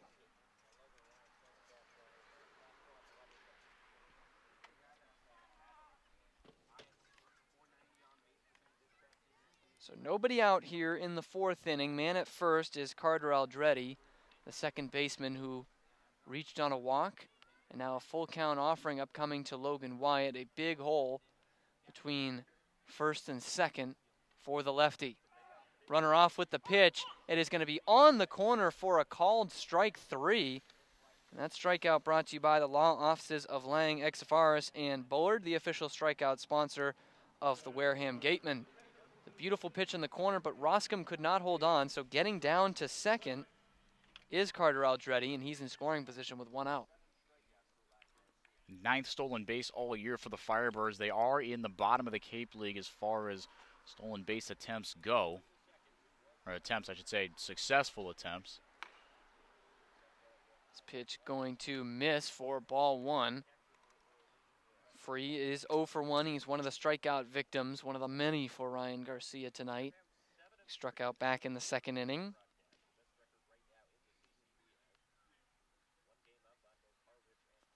Garcia's 1-0 home to him. Going to be pop foul off to the right and out of play. Count evens at a ball and a strike with 1 out, and a man in scoring position for Orleans in the person of Carter Aldretti. Aldretti had not attempted to steal a base yet all year this summer. This one going to fall into the dirt, but it's cut on and missed by Free. So count now goes to 1-2. And then to expand on that, has just stolen 3 bases in over 100 games his first 2 years at Arizona State, but decided that was a good time to do it. And he's in scoring position right now. And I think Roscom might have had a play on him if he was able to hold the 3rd strike. And this one is going to tie up Free, and he will swing and miss for strike number 3 for the 2nd time tonight. And those strikeouts are brought to you by the law offices of Lang, Exafaris, and Bullard, the official strikeout sponsor of your Wareham Gatemen. Make that 4 straight innings now where Garcia has struck out 2 guys. He struck out exactly 2 in the first, 2 in the second, 2 in the third. He's got 2 in the 4th. He could strike out the side here. 7 swinging strikeouts, 1 looking. Phil Clark is the man who stands between him and that feat, at least for now. He doubled in his first time up in the 2nd inning, a long one out to right center field, all the way to the wall. But he bites on the first pitch low and in the dirt, and he goes around for strike 1. See a lot of big swing and misses, especially out of Wyatt, Free, and Clark in the heart of the order. I mean, you know these guys are going to try to, tie the ball game, take the lead with one swing of the bat. But the big swing and misses are really, really impressive. Shows how well Garcia's locating his pitches. And this one, Clark is off balance again, nubs it foul off to the right. So Garcia has a chance to get out of it right here. 0-2 now the count. And looking for that strikeout of the side here in the 4th inning. At the end of the day, that's what the art of pitching is making bad pitches look good. And Garcia has done that to a T today. Garcia comes to the belt. The 0-2 home is a looping breaking ball and will be fouled off to the right and into the Gatemen dugout. So the count stands at 0-2.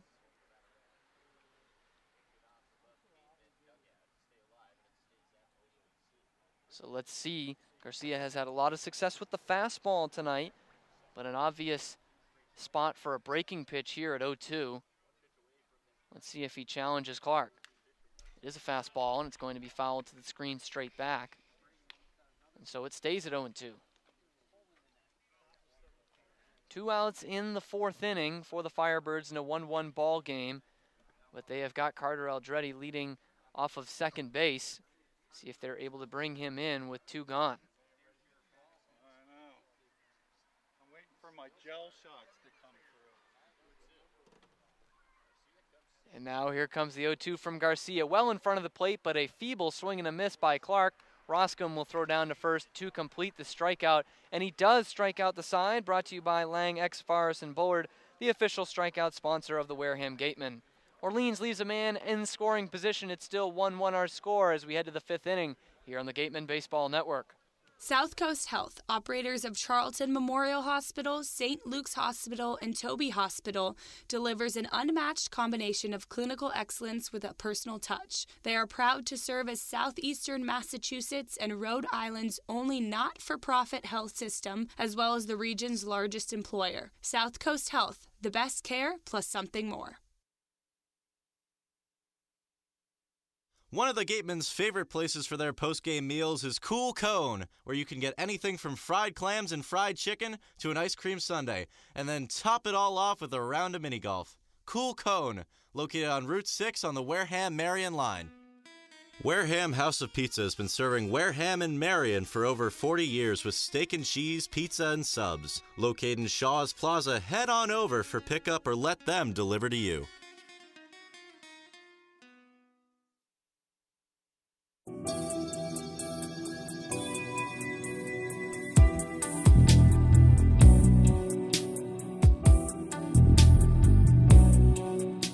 As we head to the top half of the 5th, we are about to see our 3rd Orleans pitcher of the night.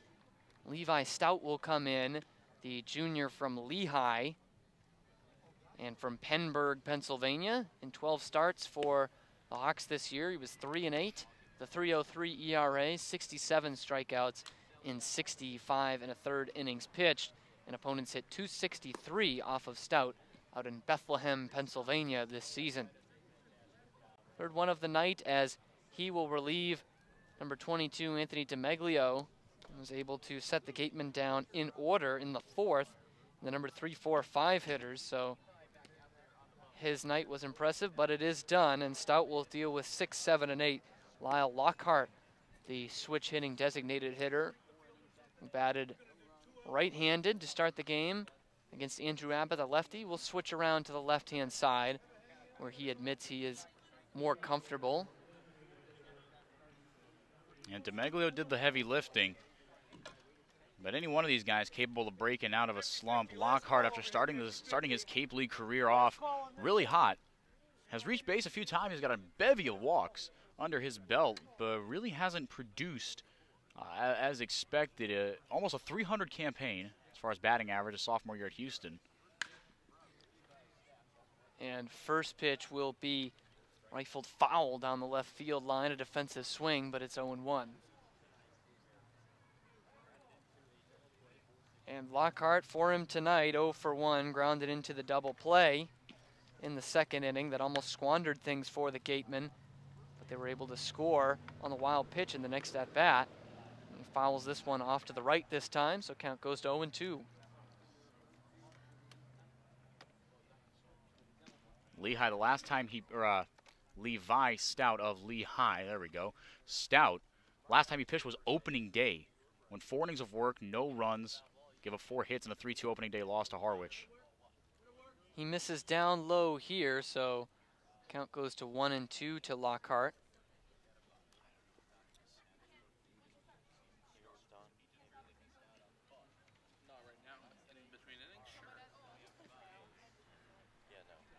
Stout, a look in.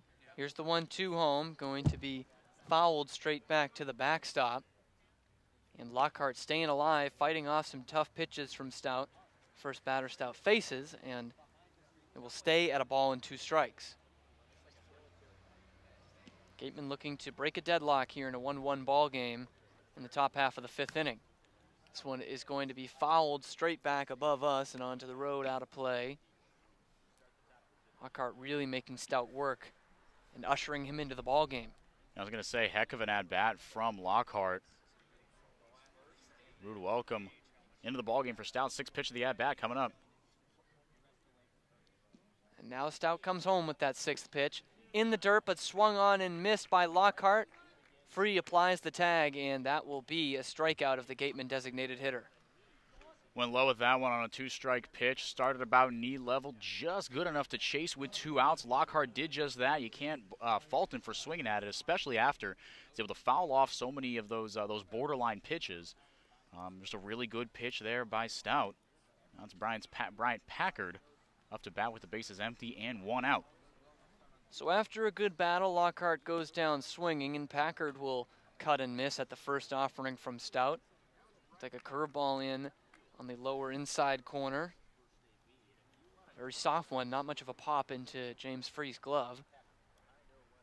And the 0-1 to Packard. This one going to bounce, similar to the pitch that Lockhart struck out on, but Packard will leave this one be. The count evens at 1-1. Stout, a great year in his sophomore campaign at Lehigh, as you alluded to, 2.34 ERA, team leader in innings pitched, starts, complete games as well. 61 innings of work in 9 starts, a pretty good clip if you do some quick math there. But freshman year, named a freshman All-American by Collegiate Baseball, 2nd team All-Patriot League as well, his freshman year. Packard going to sky this one foul off to the left and out of play. Count at 1-2. Packard looking to get things back going, as he has been moved down in the lineup, as I mentioned earlier, from 4th down to 7th. And we'll take this pitch low and away near the dirt. Count evens at 2-2. He's 0 for 1 tonight. Grounded to second base to end the 2nd inning. This one is going to be roped out to deep right field, and this is going to take a couple of hops and will hop over the right field fence, 3-14 down the line, and it's a very solid 2-out ground rule double for Brian Packard. 1 out on that. Yeah, that one, I mean, you knew he juiced it. Just depending on which part of the ballpark he was going to hit it to. Blade, despite his best effort, that was hit hard enough and low enough that the best he could do was limit that to a double, but the ball did that for him. Runner in scoring position for the Gatemen, trying to break a deadlock here. And it's going to come down to Skylar Hunter, another man struggling with the lumber. He's 0 for 1 tonight. Grounded out to Logan Wyatt at first base. Runner off with the pitch, and Hunter's going to connect on it to right center field, but a dive in there by DeMarco to make the catch. They've got a play on back at second, but getting back is Packard after DeMarco had to go a long way to his right to make the catch. Hunter is retired, and Packard is back safely at second with 2 outs. Yeah, no disrespect to DeMarco there. That was a heck of a play, but Packard, you got to be a little more careful on that one. Going immediately, these Cape League center fielders, they're out there for a reason. They've got more range than you might think. Halfway between second and third, that's a good mark. But Packard dangerously close to erasing a scoring opportunity for the Gatemen. So Luke Roscom will step in, the catcher tonight, takes a pitch on the outside corner for a called strike, 0-1. It definitely seemed peculiar for Packard to be going almost like a contact play, like he's at third and a ground ball to the infield. He was off. Yeah. And he's lucky he's able to get back. And so are the Gatemen.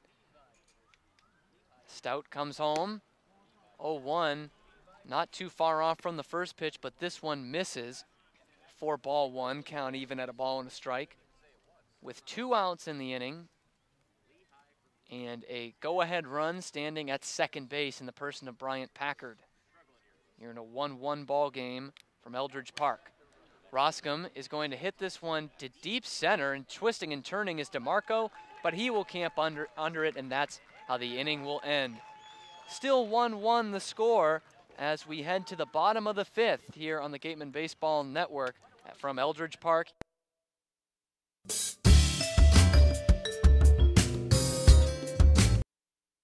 Northeast Maritime Institute's College of Maritime Science is a proud sponsor of the Wareham Gatemen. If you're looking for a career at sea, look to NMI's program of education, adventure, and employment on northeastmaritime.com, America's premier 2-year maritime college. The Beach House Grill at Chatham Bars Wareham and House Resort of and Pizza Spa has been is the serving perfect Wareham spot and for a Marion seaside for over lunch 40 or years evening with clam steak bake. and cheese, A proud pizza, member and of subs. leading hotels Located in of the Shaw's world. Plaza, head on over for pickup or let them deliver to you.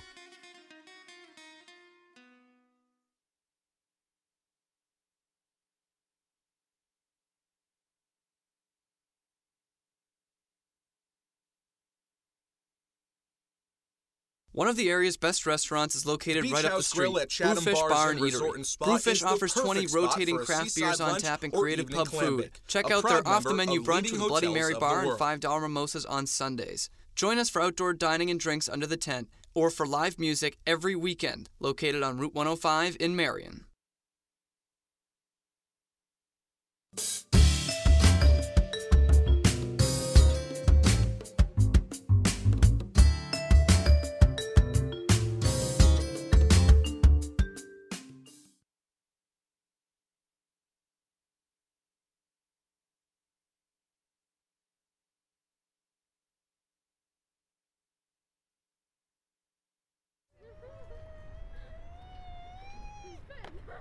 Beat the heat and join us at Waterways, a water experience unlike any other this side of the bridge. Open daily, head over to the water park on Route 28, the Cranberry Highway.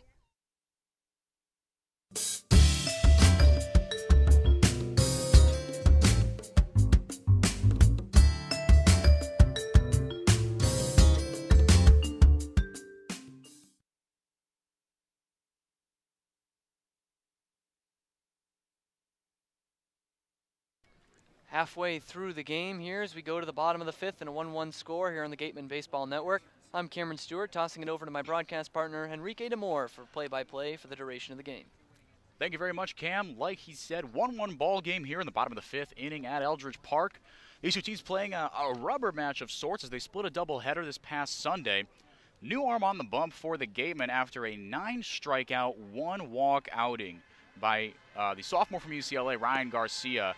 And here comes the man with the beautiful blonde hair poking out of the back of his hat, Zach Hart of Franklin Pierce. Just finished up his junior year there and was an absolute stud for the Franklin Pierce Ravens.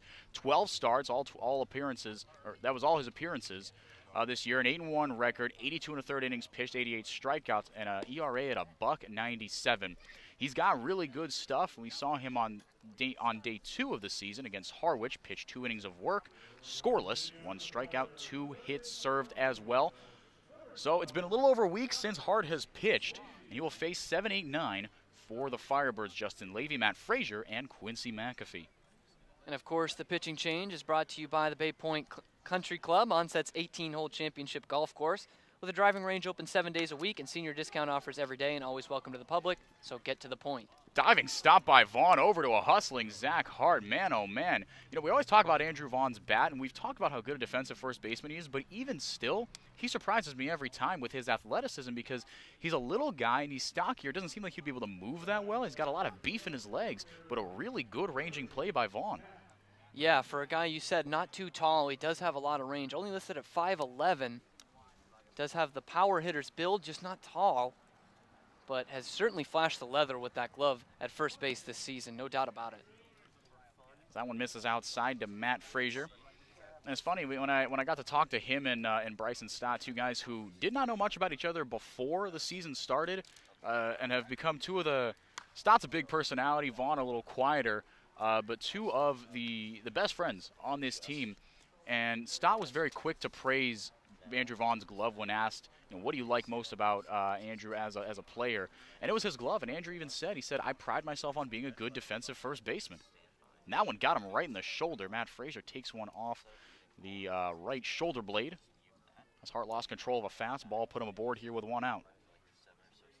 That one getting away from Hart, to say the least. Frazier does crowd the plate a bit from the left-hand side, but a fastball that just ran up. Got him right in the shoulder blade, it looked like, as you said. Yeah, that's the risk you run.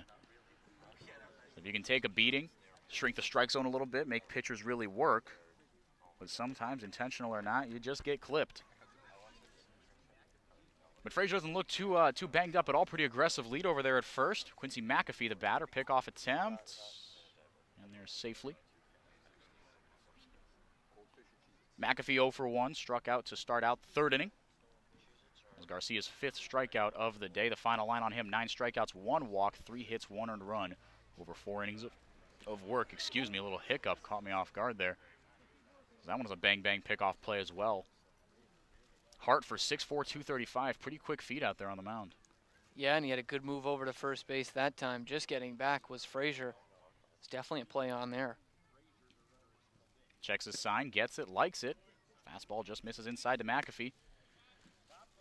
McAfee caught the Giancarlo Stanton-esque mouth protector there on the side of his helmet.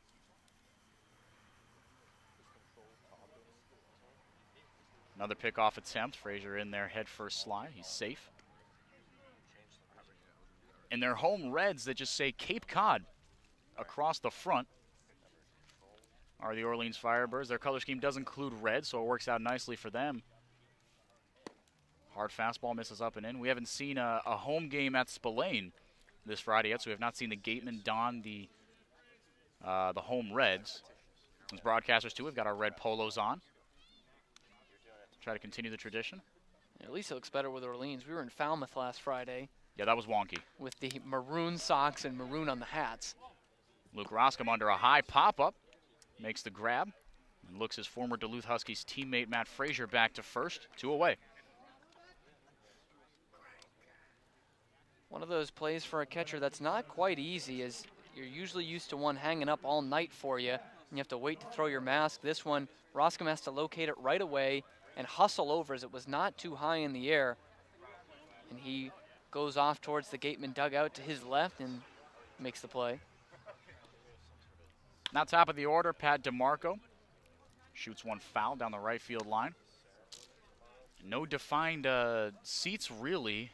Got a row of bleachers in between the first base dugout and right behind home plate on the right side of things, but everybody else just posted up in lawn chairs and blankets on a hill that's kind of carved out, diagonal flat. Another pickoff attempt. Frazier back in there safely. Down the right field line. Down the left field line, some fans as well, but not quite as much sitting room here at Eldridge. Certainly that kind of Norman Rockwell Americana you hear about in the Cape League. Yeah. Bring your own chair and blanket. A lot of kids running up on the hill for these foul balls. But they take care of the scouts. Bleachers are there for the scouts. The distinguished guests of the Cape League. Hart ready, breaking ball, misses upstairs. Norman Rockwell Americana, how cultured of you, Cam. Man, oh man. That's all I hear when I hear about the Cape League. Yeah. I mean, this is kind of what I all expected. Yeah. But very, very well put. Wow. Very humble. I feel like I got smarter. Goes with the fastball this time. Late call by the ump, catches the low outside corner to the righty, Pat DeMarco. He's over 2 today, pair of Ks. 1-1 ball game, 2 down. Matt Frazier sits at first base. Bottom of the 5th inning. Orleans and Gatemen doing battle. Another pickoff attempt. Vaughn doesn't even try on this one. More just to keep Frazier honest there.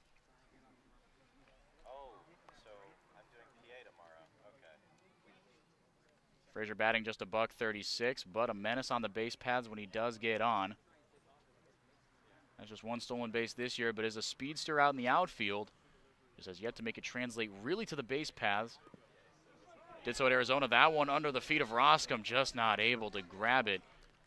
Did a good job of blocking it, but didn't quite come up with it. Took him a couple attempts, and by that time, Frazier was about 5 feet from the bag at second.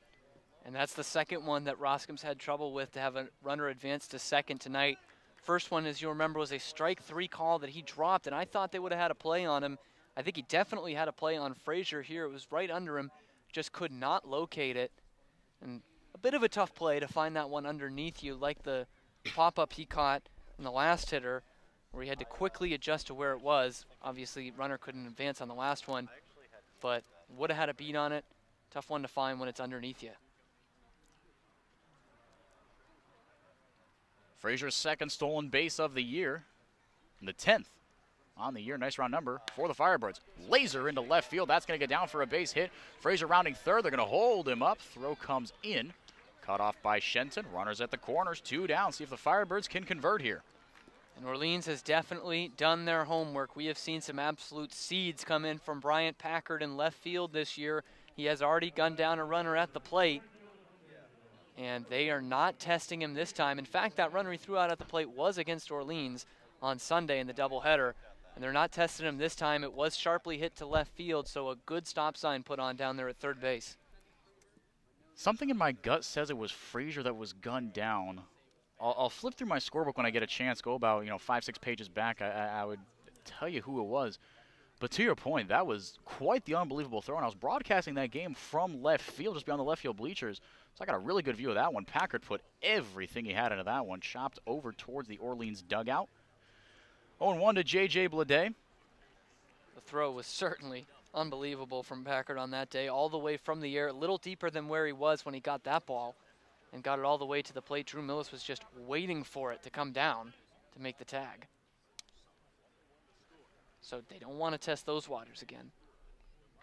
Hart sets. And steps off with a half-hearted pickoff move, third to first. And it was Salgazzo gunned down. It was on a Frazier. Nope, it was not. He was the batter before the Jax Groshans flyout that triggered that. So around the same spot in the lineup, but Frazier not the man. Breaking ball low. Roscom holds on to it.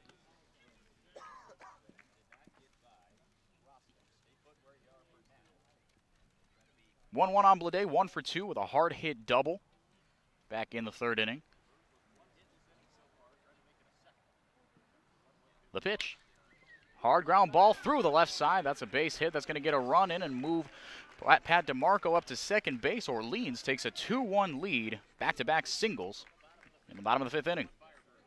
And Stott was shading towards second base on that one, and with Shenton in on the grass, there was a big hole between short and third, and Blade just exploits it perfectly. It wasn't very high off the ground. Would have been a play that one of them could have made if they were in normal depth, I think. But it was hit pretty hard and gets that run home easily from third base. Now Carter Aldretti, the batter, 0 for 1. A walk, a stolen base, and a pop-out today. Or the second baseman from Arizona State. Took something off it, caught the low outside part of the zone.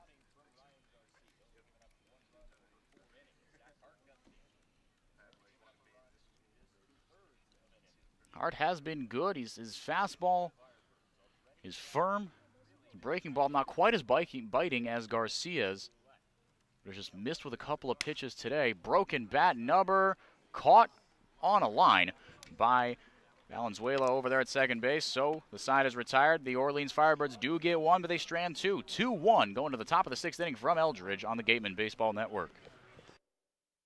Red Shirt Fridays is a national program created to acknowledge, honor, and support our troops who put themselves in harm's way to defend our freedom. In support of this program, the Cape League teams will be wearing a specially designed red jersey every Friday. This special weekly celebration of Red Shirt Fridays is sponsored by 47 Brand, HP Hood, Cape Cod Regional Transit Authority, Advanced Embroidery, and the Cape League. Support our troops and join us by wearing red each Friday.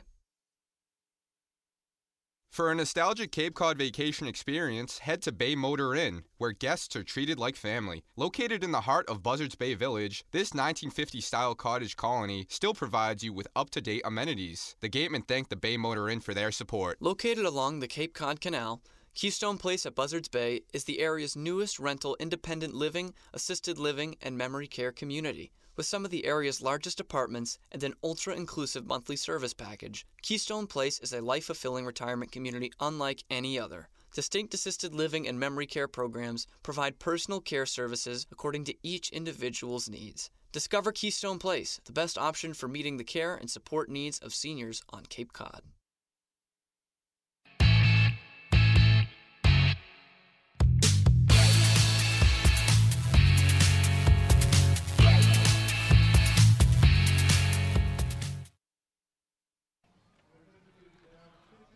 Welcome back, top of the 6th inning, I should say, here from Eldridge Park. Firebirds got one back, RBI single. Pair of hits for the Firebirds, and they were able to scrape one across. 2-1, they lead it now. They'll face the top of the lineup, Jeremy Iden, Sahid Valenzuela, followed by Andrew Vaughn for the Gatemen, and a new arm on the bump. Levi Stout's day is done for the Firebirds. Yeah, and it's going to be Nicholas Osborne coming on from Tennessee Tech. Was just added in the last 2 days for the Firebirds, so he's getting a new start here in the Cape League tonight.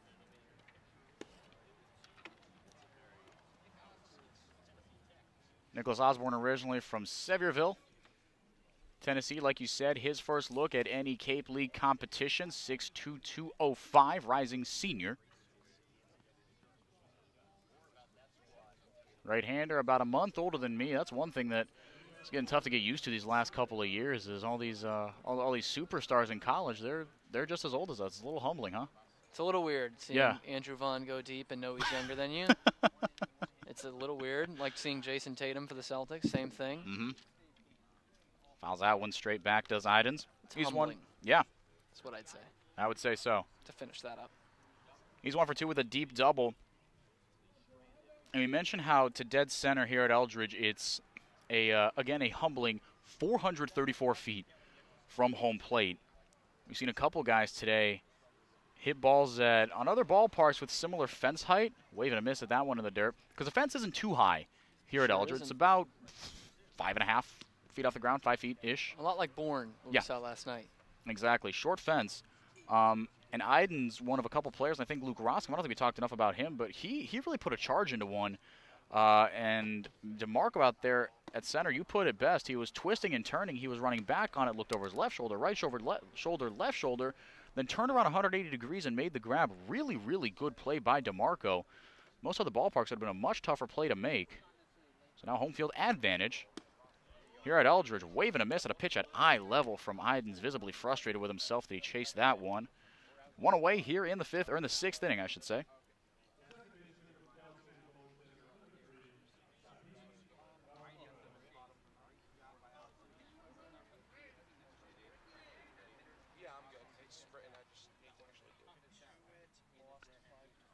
Nicholas Osborne, one batter, one strikeout. Now he'll face Sahid Valenzuela. Strike right down the middle. Valenzuela 0 for 1. Pair of ground balls hit to the shortstop. One of them was able to beat out for a base hit. One was not. Also gunned down. Trying to steal, but I like the aggression in his first appearance. Nubbard down the line, foul. That's certainly something he brings to the table, does Valenzuela. And if it's something you're good at, a bread and butter, if you will, if you can take advantage of that early here in the Cape League, it's no temp, but he's earning a spot for sure. From Cal State Fullerton, the Titan. Breaking ball, got him looking. My goodness, back-to-back strikeouts to start things off for Nicholas Osborne. And we got 2 away. That was a beautiful pitch by Osborne. Right on the outside corner, a little off speed. And Frew actually wasn't able to catch it. It was so nasty coming in. And nothing a lefty can do to that one. So got to tip your cap to Osborne on that 2-strike pitch. Yeah, he worked his advantage really well right there. He's got a sidearm delivery, and usually you see sidearmers usually rely on craft, more of a 3/4, just slightly above sidearm. But he does vary the arm slot ever so slightly. But on certain pitches, I think on the breaking pitch, I might have to watch a few more of his pitches to get a better read on it. But he does vary the arm slot depending on what pitch he throws. Just outside to Vaughn. But often you see guys who use that lower arm slot not throw as hard. You usually see the fireballers come more over the top 3/4, the craftier ones with the looping stuff throw off to the side. But it's been nothing but lasers as far as fastballs go from Osborne. He's got Vaughn down 2 strikes here. Yeah, and this one, a couple pitches on the outside corner of the strike zone has looked to expand, at least from these eyes. And Vaughn was not very happy with that last call on the outside corner for the called strike. Hammers that one high and deep into right center field. DeMarco and Blade looking back. They look up, and it's off the wall. One hopper gives Andrew Vaughn a stand-up double. Just a few feet shy of clearing the fence for his 5th Cape League home run. But the Gatemen aren't dead yet in the 6th inning. 2 down, a runner on second for Austin Shenton. Yeah, and I was already waving that one goodbye Yeah, from Andrew Vaughn. That was just an absolute shot to right center, probably about 370, 380 out there in the gap. And DeMarco was on his horse the entire time. And I didn't think he was going to be able to get to it. He didn't. But unfortunately for Vaughn, it stays in the yard. That was just a missile taken on from the outside corner in which he had the strike called against him in the pitch before. He was able to take that the opposite way into one of the deepest parts of the park. Yeah, he was ready for it that time. And with the velocity that Osborne was throwing it in, as I mentioned before, Vaughn just timed it right. Went with the outside pitch, didn't try to pull it or anything. And Vaughn, I mean, he hit over 400 this year at Callan. You don't hit 400 by hitting balls to one side of the ballpark. You work with pitchers. You don't try to force anything. Hit the outside pitches to right field, pull the inside ones. And Vaughn putting on a hitting clinic on that one. Shenton, the batter, took strike 1, and he'll call time. Lefty on righty matchup. Should he survive? Bryson Stott on deck. Stott 0 for 1, but did manage to reach via the walk. His first time up. Gatemen with an opportunity to tie this one up. They trail 2-1. That one in the dirt, going to get out or under the glove of Free, and then somehow pinballed a few feet in front of home plate. Free chased it in between him and his pitcher Osborne, but either way, Andrew Vaughn easily into third base. And that's where you see Andrew Vaughn as the complete baseball player. We talked about flashing the glove at first base. That was pure instincts there. As soon as that break broke in front of Free, he was off with it. And luckily for him, it still bounced a couple feet ahead of him, and he knew it was going to be a tough play for Free, and he wasn't even content to make a throw down there. Hard fastball comes in just on the outside corner. Because you got to remember, if he's out there, that's the cardinal sin coming into play. The third out of the inning made at third base. So definitely some good lower intestinal fortitude from Andrew Vaughn going second to third. That one misses outside, going to get out of the glove of Free. Able to corral it before it leaves the dirt cutout. I don't think I've heard that one before. You're just full of it today, man. I'm always full of it, Enrique. I'm always full of it. I just haven't spent enough time with you on the air, I guess. You'll come to learn this. And in Game 11, we're a quarter of the way through the Cape League season. 22 at home, 22 on the road. Got that one on the inside part of the bat. Carrying. DeMarco makes a catch over the shoulder. Didn't look well hit, but kept on going on a winless day here at Eldridge. The Gatemen get 0 runs across. Andrew Vaughn doubles, but he's left at third base. We go to the bottom of the 6th. 2-1 Firebirds on the Gatemen Baseball Network.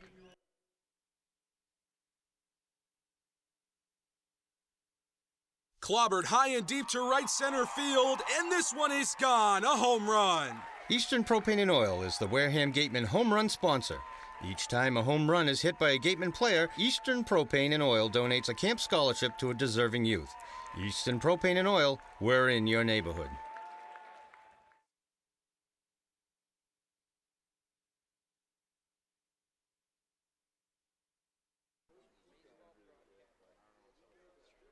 Two to 1 the score from Eldridge Park. The Orleans Firebirds on top of the Wareham Gatemen as we are in the middle of the 6th inning, taking a look at around the Cape League. We do have a couple of other games that have already gone final. In Brewster, the Whitecaps came back from a 1-run deficit in the bottom of the 9th inning to walk it off against the Katuitt Kettleers. Joe Donovan played at Albury Major with a walk-off sac fly to win it for Brewster. At Red Wilson Field in Yarmouth, the YD Red Sox closed out an absolutely dominant 12-1 win over the Harwich Mariners. 8 runs in the bottom of the 4th keyed the dub for YD. 8 different Red Sox drove in a run in the win. As for games still in progress, Hyannis protecting a 1-0 lead over the Falmouth Commodores in the top of the 8th. And finally, at Veterans Field, the Bourne Braves hold a 6-1 lead over the Chatham Anglers. That's what's going on around the Keep League. A 2-1 lead here at at Eldridge Park for the Orleans Firebirds. And back for the rest of the play-by-play, here's Enrique DeMore.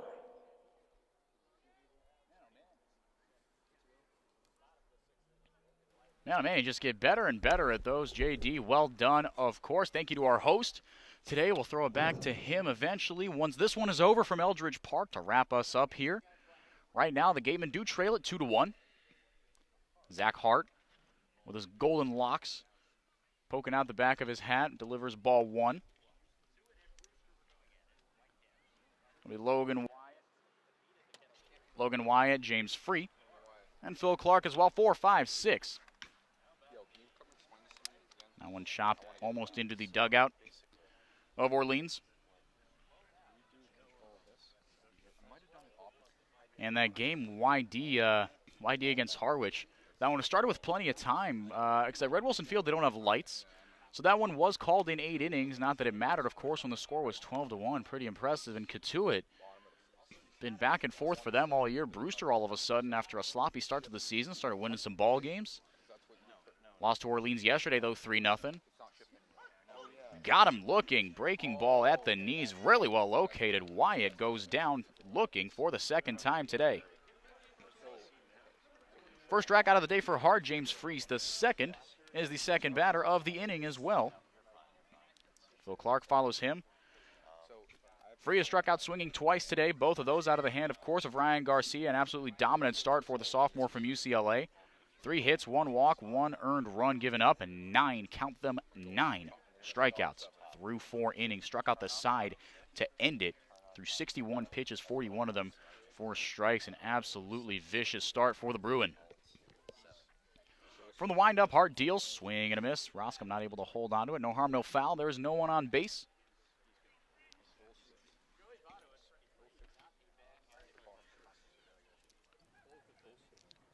2-1 Orleans. A 6-point deficit in the East. Mariners came in today 6-4, but will drop to 6-5 after the pounding they took at the hands of YD, and will now move into a tie with Harwich with a win there, and Chatham is lodged in there somewhere as well.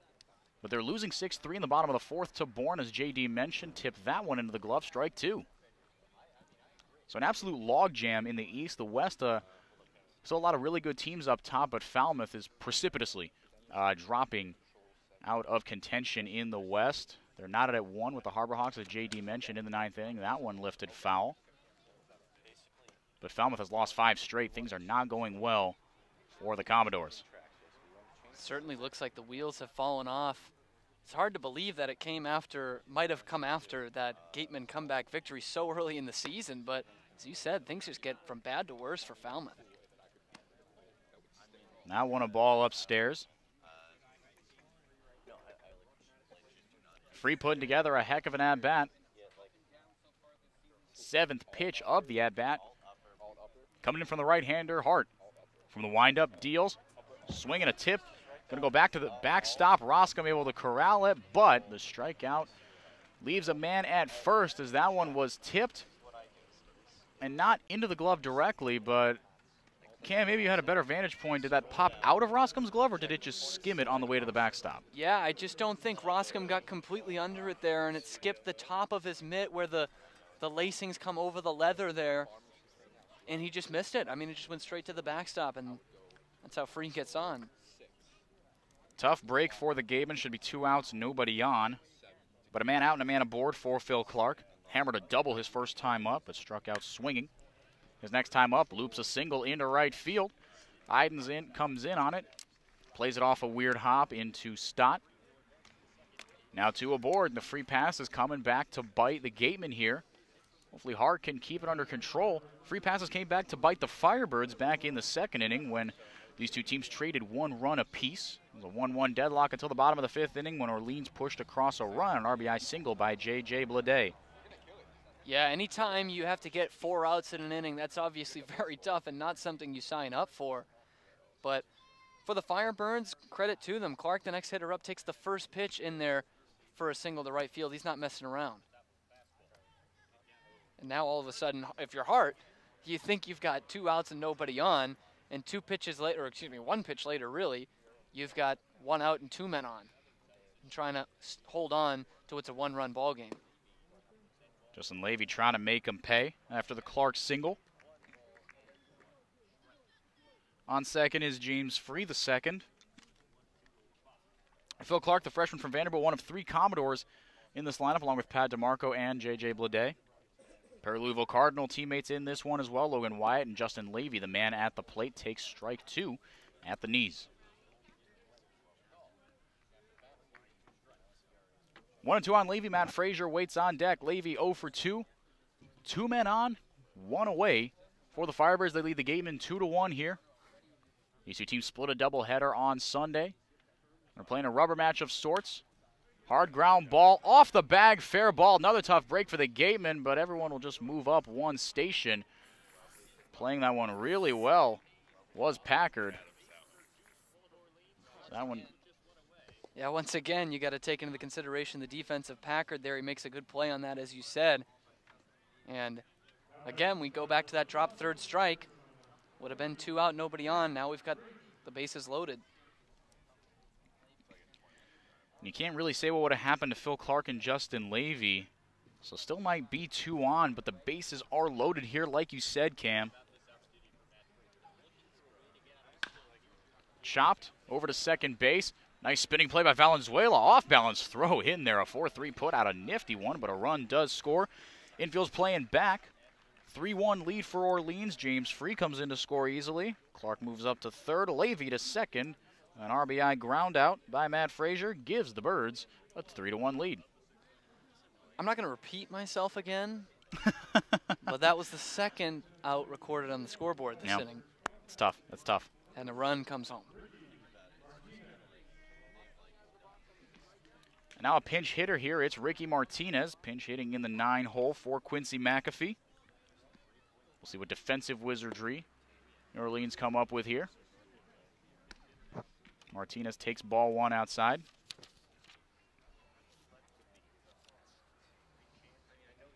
Ricky Martinez of Tennessee, actually a shortstop, my mistake, so he'll probably just sub in a 1-for-1 for McAfee. It remains to be technically seen, but right now an interesting scenario here. Martinez with a big pinch hit opportunity. Runners on second and third with a base knock could blow this game wide open for the Firebirds. Yeah, and I think that's the spark they probably want off the bench, as McAfee was 0 for 2. Just gets one good swing on it. And like you said, we're looking at a huge deficit for the Gatemen. That one catches the outside corner, well placed by Hart. Pivotal pitch coming up here, 1-2 to Martinez. Justin Levy on second. A tough luck single that hit the bag. Shenton looked like he had a beat on it. Stabbed his glove downwards, backhanded on it. But got a tough break on it. To Martinez, he fights that one off. Good at bat here, 2-2 still.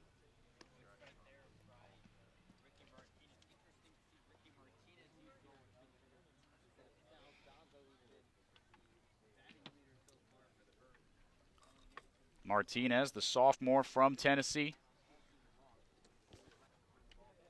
Trying to do something here against Hart. The 2-2 again, breaking ball, just missed. Looped in nicely, but started off a little too high. Actually thought that one might have had a shot at hitting Martinez, but he did the right thing and just turned back on it. Didn't dive out of the way of that one. And Henrique, like Zach Hart's hair, I liked that pitch. I really liked that pitch. That was a breaking ball right belt high. Can't believe he didn't get the call there. That's a heck of a pitch. 3-2. Swing and a miss. He got him on strike. Zach Hart out of a jam. That one brought to you by Lang, Exafaris, and Bullard. 3 strikeouts on the inning for Hart, but a ground out as well. A funky one. The Orleans Firebirds able to push another one across. We go to the top of the 7th inning. 3-1 Firebirds on the Gatemen Baseball Network. The Gatemen would like to thank Wareham Country Market for helping to feed the Gatemen players and staff after games. They are located about a quarter of a mile from the field on Route 6, offering a convenience store, a Dunkin' Donuts, and a deli. At the intersection of Route 195 and 28, Wareham Crossing, home of Lowe's, Target, and Red Robin, is the sponsor of the Gatemen Intern Program. They help to provide a world-class internship experience in broadcasting, marketing, sports management, and baseball operations. Check out Wareham Crossing's schedule for this year's Summer Movie Night Series. Make sure you sign your child up today for the Gatemen Robertson's GMC Youth Clinics. This year we have 5 one-week sessions for children 5 to 14. We also have 2 special sessions for hitting and pitching open to teens. Registration is available online at gatemen.org or through forms available at the merchandise booth.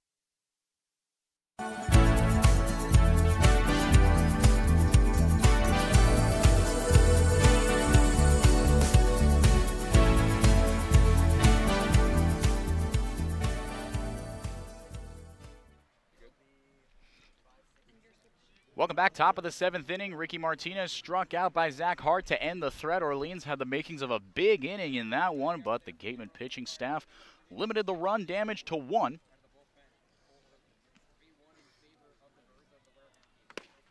And to lead off the inning, 5-6-7, Bryson Stott, Lyle Lockhart Jr., and Bryant Packard. Osborne back to work. 16 pitches in his last inning, lazy single into center field. The Gatemen start answering right back. Runner on first is Bryson Stott, keeping that average at a nice crisp 300 like you mentioned early on in the broadcast. And that's the way to get things started in an inning where you fell further behind. You want to get at least one back, but you don't have the comfort of having Andrew Vaughn or Austin Shenton coming up anytime soon. Bryson Stott says, I'm in the middle of this order for a reason too, and takes that one right back up the middle where it came from. Lyle Lockhart Jr., the batter. Average keeps on dipping and dipping at $143 right now as he takes that one in the dirt. It was, in fact, a 1-1 substitution. McAfee is out of the game completely. Ricky Martinez playing at the 6th hole right now for the Firebirds. Osborne from the stretch. Hard fastball. Right down the pipe. Heck of a pitch. Fastball coming in there to Lockhart, who was definitely expecting something off speed. He was ready to jerk at it, but didn't get what he thought was coming, so he has to hold back, but still a pitch right down the middle. That one another hard fastball. Similar location, same result. Lockhart, like I said, hit just under 300 his sophomore year at Houston. First team all-conference selection. Fires over to first, does Osborne. Quick turnaround there.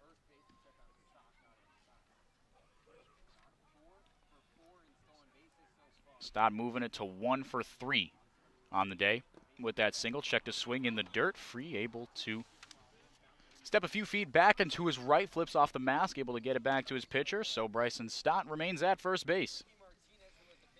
3-1 Firebirds. Birds got 1 in the 2nd, 1 in the 5th, and 1 in the 6th. 3 runs on 7 hits, no errors for Orleans. 1 run on 5 hits, no errors for Wareham. The Gatemen have done a good job of leaving guys off the base paths. Just 3 runners left on base. But truthfully, they haven't gotten a ton of guys on base to begin with. Offense more or less stifled today. Hammered down the third base line, but foul.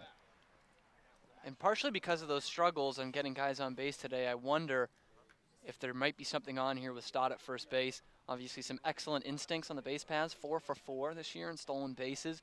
Maybe a hit and run or something to try and get back in this ball game. You know, it's similar to what we saw in Bourne yesterday, and it took a very weird inning for the Gatemen to get that ball game tied up. Don't know if you're going to get that again back-to-back nights. 2-2, got him looking on the outside corner. Heck of a frame by Free and an even better pitch by Osborne. Couldn't have asked for it any better than that. Lockhart goes down looking. 3rd strikeout of the day for the junior from Tennessee Tech. Here comes Brian Packard with 1 away. And that was an excellent pitch by Osborne there. Maybe a bit off the plate, but either way, you can't let that one go by with 2 strikes. And as you said, Free, a good job of keeping it in the strike zone to the eyes of the umpire. That's exactly where he wanted it, on that outside corner. Now another pickoff attempt over to first. Nothing doing. Bryson Stott back in there safely. Started off this inning with a single. Well hit into center field. But unless the Gatemen can do something about it, he will be the 4th man left on base this inning. But to your point, Cam, as that one misses high. Sometimes when the offense isn't coming from the plate, you got to manufacture it elsewhere. And Stott has stayed solid on the base paths. Maybe because of a lack of a sign, but maybe because Osborne has been holding him on. You even see Free as that one misses low and in. Got into a ready squat. I mean, there's a stationary squat as a catcher, but he had his feet splayed out there, and he was ready to pop up and fire should Stott take off. So clearly the battery is expecting Stott to do something, or at least they're ready for it. And we saw a quasi pitch out earlier in the game, remember, and that's how they got Valenzuela trying to steal second back in the 1st inning. So see if things are on here. Would not be surprised. Like you said, Stott 4 for 4 on the base paths. High baseball IQ guy. Team USA selections. entering his last stretch of games here for the Gatemen. And their word on whether he'll return after his tenure. The pitch. Swing and a miss into the glove. He held on to it. Now Packard very quickly down 2 strikes.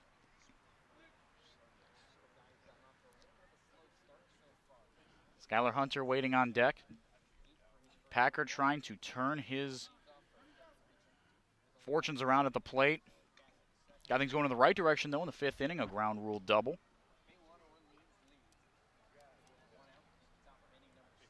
Double that stays in the park from almost anywhere is going to bring Stott home this time.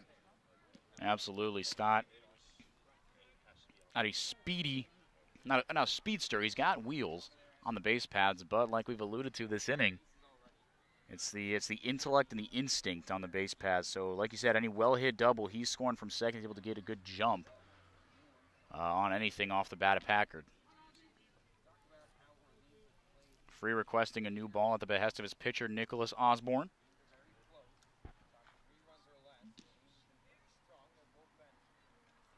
(3-1) Firebirds. We're in the top of the 7th inning. Packard represents the tying run. The pitch. Stott does indeed take off. That one bounces into the chest protector of Free.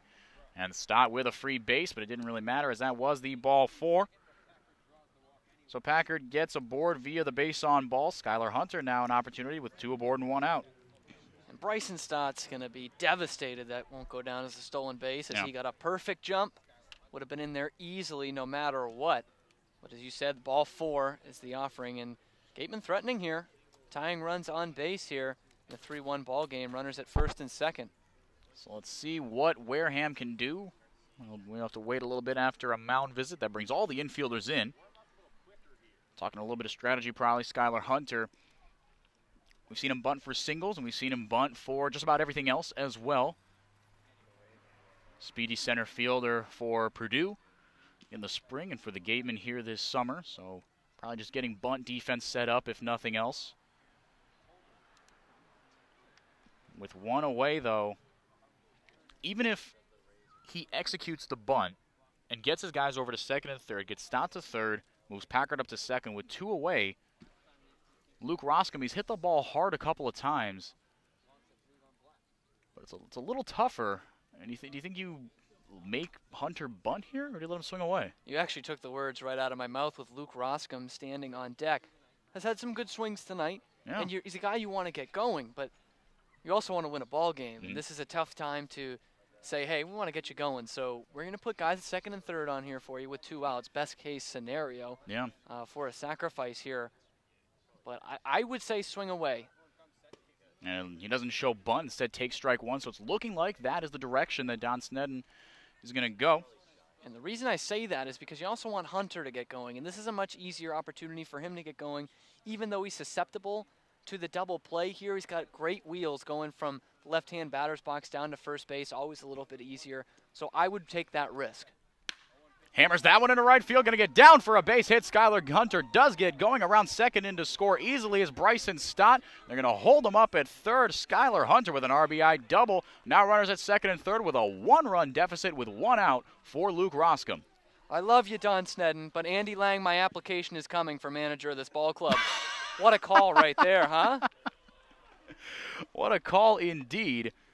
And the Gatemen chip into the lead. And it looks like the Firebirds are going to go to the bullpen. Valiant effort by Nicholas Osborne, but he surrenders a big hit to Skylar Hunter and Luke Roscom, a dangerous bat. Coming up to bat, we're going to take a quick break here for the pitching change. When we come back, the rest of the top of the 7th from Orleans on the Gatemen Baseball Network.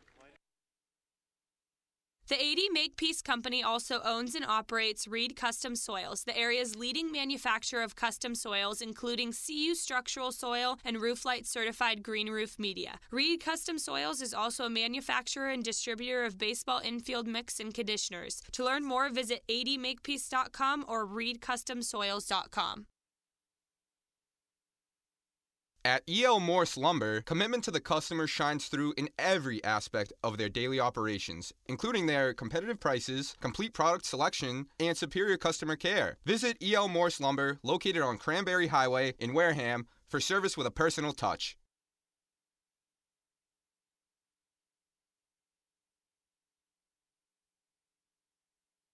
clobbered high and deep to right center field, and this one is gone, a home run. Eastern Propane and Oil is the Wareham Gatemen home run sponsor. Each time a home run is hit by a Gatemen player, Eastern Propane and Oil donates a camp scholarship to a deserving youth. Eastern Propane and Oil, we're in your neighborhood.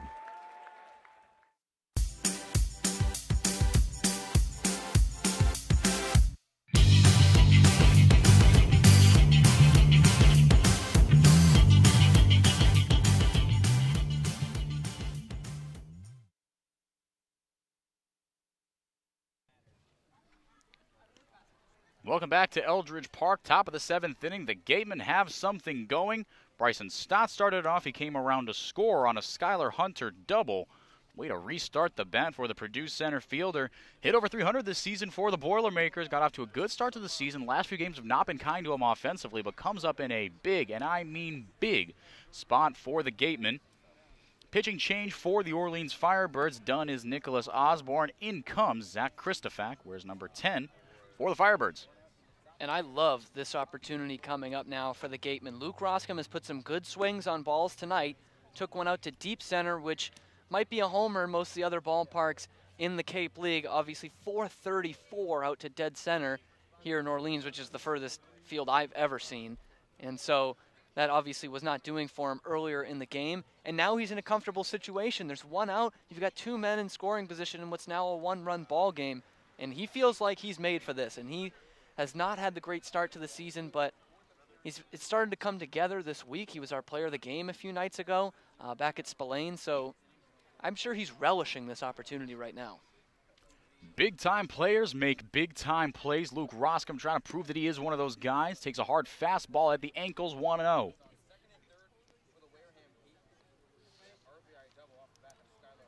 Zach Christofak just finished up his sophomore year at the University of Georgia. 5'9", 178, laces that one up the middle.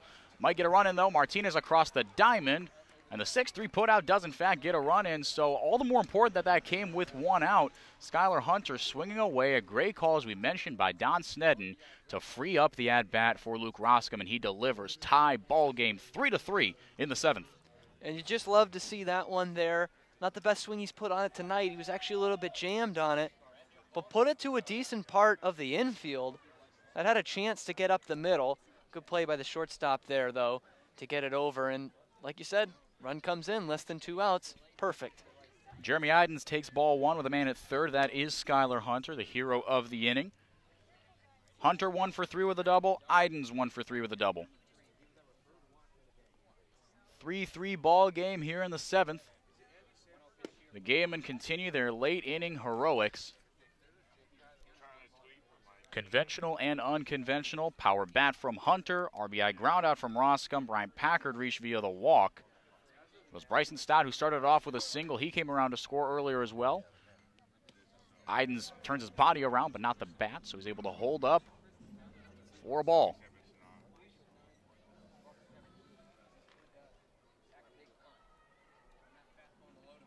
Two down for the right fielder from UCLA. Same spot, held up on that one too.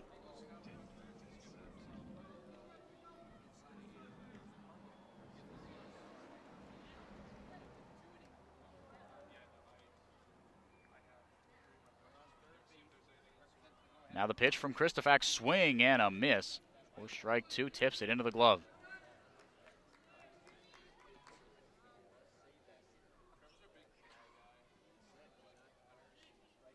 The run that came in will be charged to Nick Osborne. 2-strike pitch. Got him on the inside corner. No doubter on that one. Idens goes down looking, but the Gatemen tie it up. 3-3 ball game. We're going to, as Luke Roscom comes in with an RBI ground out. Skylar Hunter, the hero, with the RBI double. We are going to send it over in just a hair to Mary Orders, our sideline report, who has Don Snedden in a couple of seconds. But it's good to see a couple more bats producing for the Gatemen, especially in the bottom of the lineup. And now throwing it to Mary with head coach Don Snedden. Thanks, guys. Coach Ryan Garcia got 9 strikeouts today, which is the season high or game high for anyone on the Gatemen. What was working out there for him tonight? He could throw his breaking ball any count. That and his fastball just kept him off balance, so they couldn't sit on the breaking ball. So he did a good job. First time out for us, right about 60 pitches, and I had to get him out for that long summer. And all tied up now, what do the Gatemen need to do to pull out this win? Well, we're going to have to battle. We got some younger pitchers out there right now, and they're going to have to hold them down. We just got to get some timely hits. We finally got one in here, but we haven't been doing that all game. So we got to get some men on base just like they have. They scored their runs, start off the inning with a hit by a pitch, and then a pass ball, and that's how they get 2 runs. So we got to manufacture something like that also. Thanks so much, Coach. Guys, back to you. Thank you.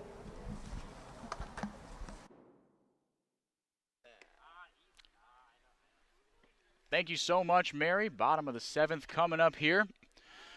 And as Coach said, some timely hits going to be needed for the Gatemen.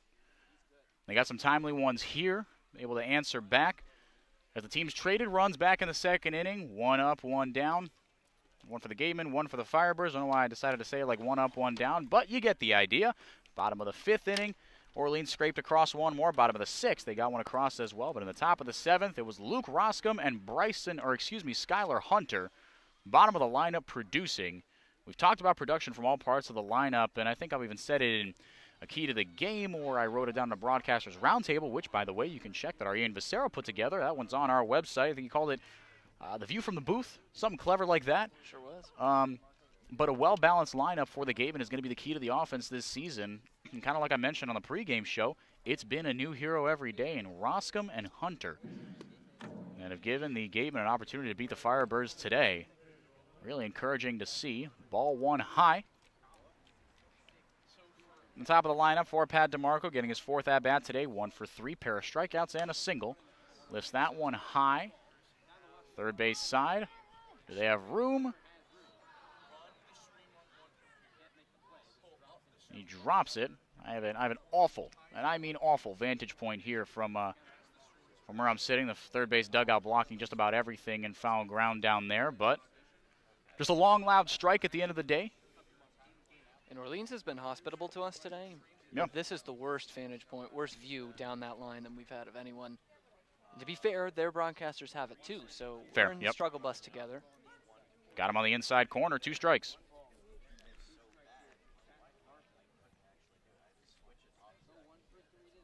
And as well, a pitching change for the Gatemen. This one brought to you by, of course, as always, the Bay Point Club. That one just missed inside. Didn't miss by much. Probably didn't help that Roscom not able to hold on to it. So the strikeout will have to wait. One more pitch from Tyler Kaiser. This pitching change brought to you by the Bay Point Club, Onset's 18-hole championship golf course. The driving range open 7 days a week and senior discounts offered every day and always welcome to the public. So do yourself a favor and get to the point. Chops that one, third base side, but foul. Shouldn't have made a play on it, but fouled by about 5 feet. We'll do it again, 2-2. And Kaiser has been the most impressive reliever that I have seen this year. Still no runs allowed in his 3 2/3 innings pitch. Has a save to his name as well. He has just looked all kinds of impressive for the Gatemen this year. Kaiser deals, just misses, count runs full. Man, but even his misses are well located, like you said. He's been a strikeout machine. He's got a save to his name. In relief, he's been absolutely lights out. The pitch. High fly ball. Should barely get out of the infield. Valenzuela back on it. Reaches up and makes the catch. 1 up, 1 down for Kaiser.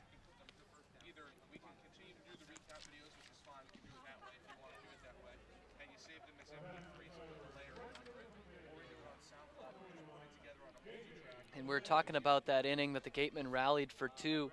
I had mentioned before, you're not going to see an inning like you saw in Bourne last night where they were able to score 2 with 3 walks mixed in there, a sacrifice fly, and just 1 hit. That was basically a ground ball up the middle. Gatemen did it with hits today. Guys like Skylar Hunter getting off the schneid and getting that big double. Couple of hits in the inning. Bryson Stott had 1 as well and was aggressive on the base paths. So that's typically how you'll see the rallies come, not like what we saw in Bourne last night. Yeah, no, exactly. I think you couldn't have said it better yourself. But I want to go back to something you said earlier. Off the schneid. Elaborate. Well, it's been a struggle for Skylar Hunter this season. And he's had some opportunities in the last few nights to come through, and he has. Last night, he came up with the bases loaded, drew a walk that brought in a run to cut the lead to 1. Right now, we're going back and forth on if he should bunt to get 2 runners into scoring position, and he puts up 2 fingers to that one and lines it down the right field line for a double, and he's just come through the last 2 nights. Blade ropes one into right field, going to roll into the corner, rounding first. Looks like he'll be into second with a stand-up double, and he will. J.J. Blade with his 3rd base knock of the day. You mentioned it hit 360 at Vanderbilt. Hitting 360 anywhere is no small feat, and made a much larger feat by the fact that he did it in one of the premier baseball programs in the country in a very tough SEC conference. Carter Aldretti, the 3-hole hitter for the Firebirds, now bats with a man in scoring position. And for Blade, he's just recently activated onto this Orleans roster, and he's got 3 hard-hit balls today. He's got 2 hits, and one of the times he was thrown out was that ball that he had a double trying to stretch into a triple and was thrown out at 3rd base. So, I mean, he should have almost to the cycle today. Single, double, and what would have been a triple. And it took a heck of a relay from the Gatemen fielders to gun him down there. 8-6-5 for those of you keeping score at home on that one. Chopped over to Valenzuela. It'll get the runner across, but able to retire. Carter with a 4-3 putout, back-to-back putouts, I should say. With a double squeezed in between them, Blade able to move over to 3rd. Bo with 2 outs, getting him in got a little bit harder, but if there's a guy that knows a thing or two about getting runners in tough situations, it's Logan Wyatt. 1 for 3, pair of strikeouts on the day, though, for the sophomore from Louisville. Came around to score the 1st run of the day back in the 2nd inning. And Wyatt sure does know how to bring in runs during the regular season for Louisville. A real nice number. He drove in 69 during the regular season for the Cardinals. He sure knows how to get it done. Trip to the mound real quick. Jim Lawler, I should say, out there to discuss strategy with his right-hander. And you can discuss investment strategy with Joe Crespi from Merrill Lynch, who sponsors this trip to the mound. Looks like he just put the fingers up as Lawler gets to the mound, and looks like we are going to see a pitching change. So Kaiser's day looks like it is done. And the umpire's going out there to help facilitate the process indeed. So we're going to take a quick break here in the bottom of the 7th inning. 3-3 ball game, but the Firebirds are threatening with a man at 3rd and 2 outs when we come back. 365. Hard to find sizes, colors, and styles. Youth Clinic registration is also available. Visit us today and remember us for holiday gifts at gatemen.org. Cape Cod Healthcare is the leading provider of healthcare services for residents and visitors of Cape Cod, with 2 acute care hospitals and more than 450 physicians. For more information, please visit capecodhealth.org. Cape Cod Healthcare. Expert physicians, quality hospitals, superior care. Mezzaluna is a family-run Italian restaurant celebrating 80 years in business. Located on Main Street in Buzzards Bay, Mezzaluna specializes in Italian cuisine, a lunch menu that's the best deal in town, and serves Cape Cod's famous prime rib every Wednesday and Saturday. Come enjoy the feast at Mezzaluna, the Italian family restaurant.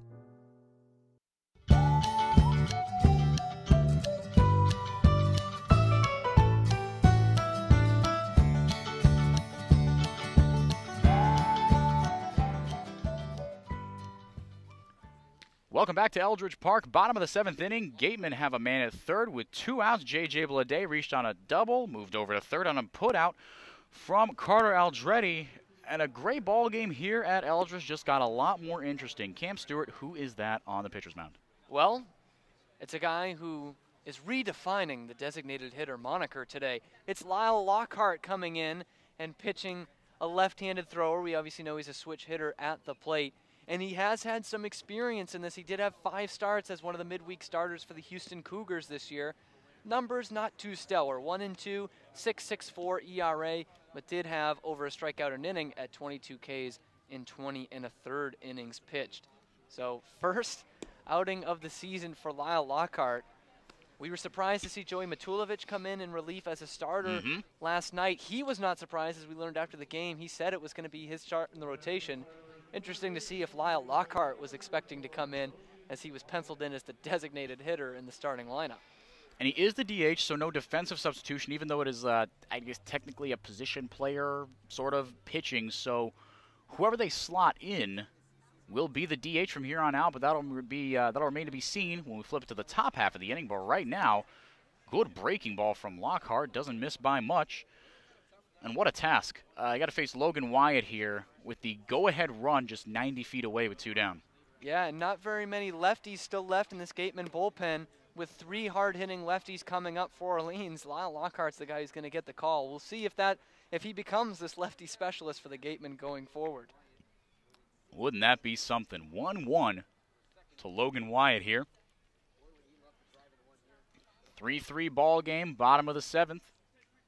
Gatemen trying to push it to 8-3 on the year. Another breaking ball. He's gone 3 straight and gets the call on that one. 1-2, just 1 strike away from putting away the most dangerous hitter in this lineup. That was nasty from Lockhart there.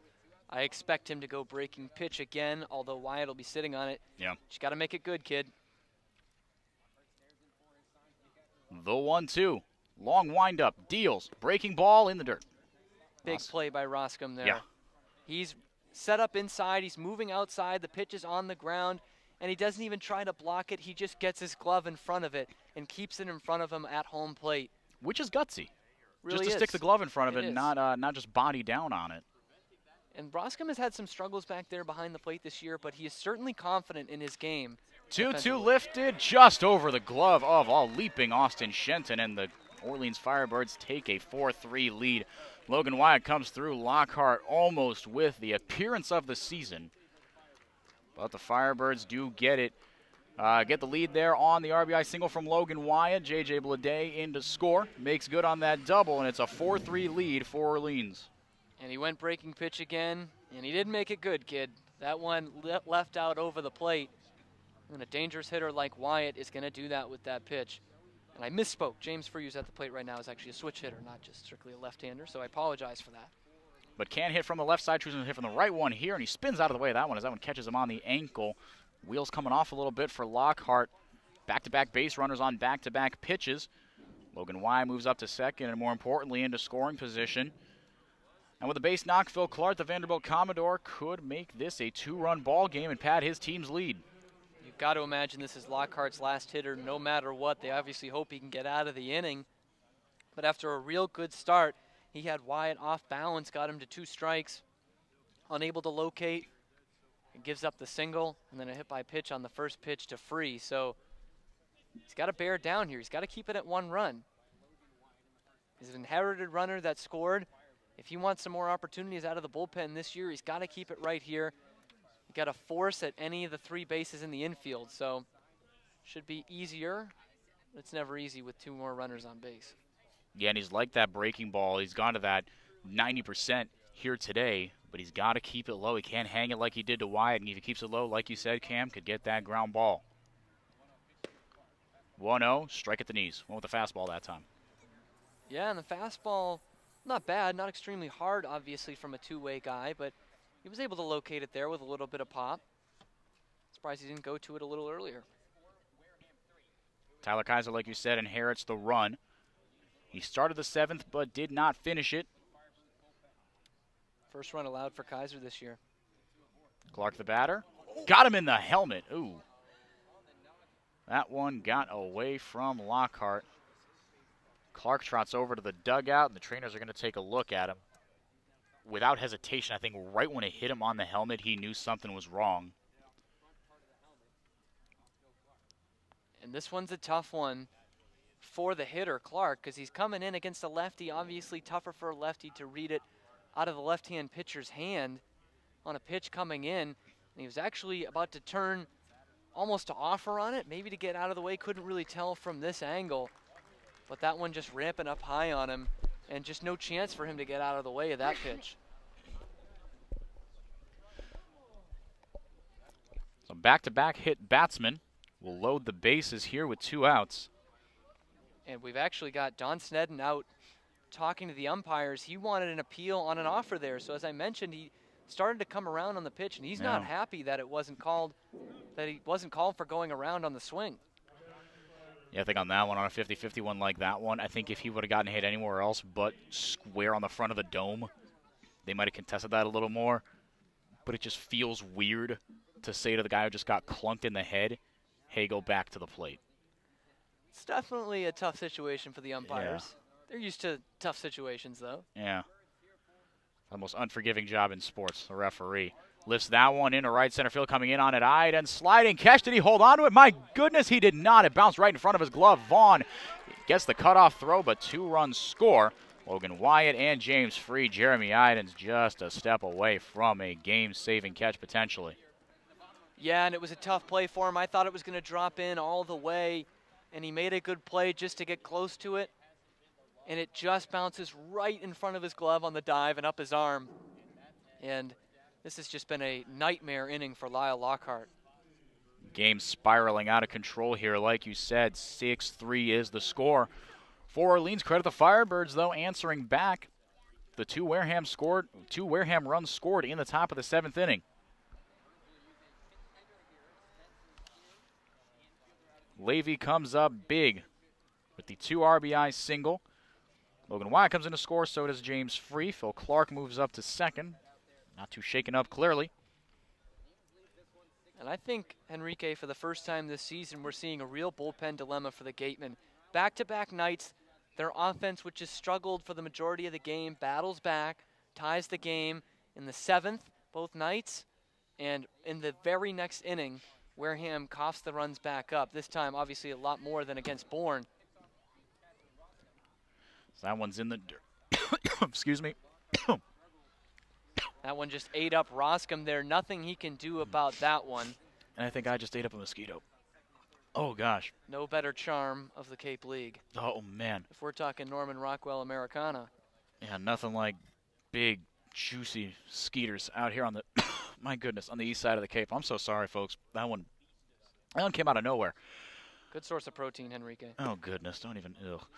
Spencer Steer's a pinch hitter now for Matt Frazier in the 8-hole. 1-1 is the count. Both runners moved up while I was choking on a mosquito. 1 base each on a wild pitch that rolled to the backstop. Roscom not able to get in front of it. Nightmare inning for Lockhart continues. 2 in scoring position and still 2 outs. Lockhart came in with 2 outs and was just a strike away from getting out of the inning. That one absolutely roped in a left center field. Going to get down for a base hit. 1 run scores. Second run coming in. There's going to be a play at the plate. It's a close one, but safe under the tag of Luke Roscom is Justin Levy, a 2 RBI single. For Spencer Steer, great pinch hit opportunity here, and he converts on it. Another 2 RBIs, and the Firebirds pile it on. This kind of feels like the second game of that doubleheader. It sure does. It was a little earlier that the Firebirds were able to pull away in that one, and it seemed like the Gatemen just kept coming back and coming back. That ended up being a 10-4 scoreline. We now sit at 8-3. But, man, this is just tough. After battling back, you finally get some guys like Skylar Hunter getting the bats going. Bryant Packard had a big hit earlier in the game. And it's just tough for Lyle Lockhart to come into a game, his first pitching appearance in a long time, and they come in and they instill a lot of confidence in him with 3 straight lefties in the heart of the order, and just hasn't been able to get the job done tonight. Yeah, tough day for Lockhart, one he's going to want to flush and move on from. Definitely, as the game keeps on spiraling. Ricky Martinez shows bunt, pulls back, but that one's right down Broadway for a strike. Martinez pinch hit for Quincy McAfee back in the 6th inning, which was last inning. It's been a long one here. 9th man of the inning to bat for Orleans. 5 runs already in this one. Like you said, taking an 8-3 lead. Checked a swing, breaking ball on the low outside corner. Got him looking. So the bullpen implodes just a tiny bit for the Gatemen. Surrender 5 in the 7th. Gatemen late inning heroics going to have to take a dramatic turn here. They battle as they try to battle back from down 8-5. We go to the top of the 8th from Eldridge Park on the Gatemen Baseball Network. Soft as a Grape has 10 retail locations on Cape Cod, so even when you're cheering on your Gatemen at any away games, stop into a Soft as a Grape store for the best Cape Cod products. Stores located in Falmouth, Mashpee, Woods Hole, Hyannis, Chatham, Provincetown, Edgartown, Oak Bluffs, and Vineyard Haven. From beach day to every day, Soft as a Grape has you covered. Whatever your goals may be, Joe Crespi and the Merrill Lynch of Taunton will work with you to develop a customized financial strategy designed to help you pursue what's important to you. Managing your wealth and listening to you is their top priority. Folks, after the game, be sure to visit El Mariachi on Main Street for the best Mexican food in Wareham. The Cantina provides a delicious late-night snack accompanied by fun cocktails.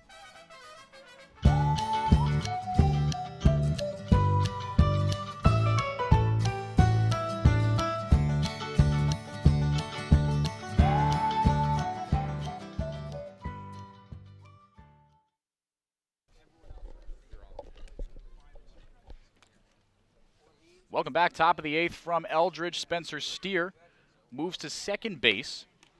And a whole host of defensive shifts coming in here.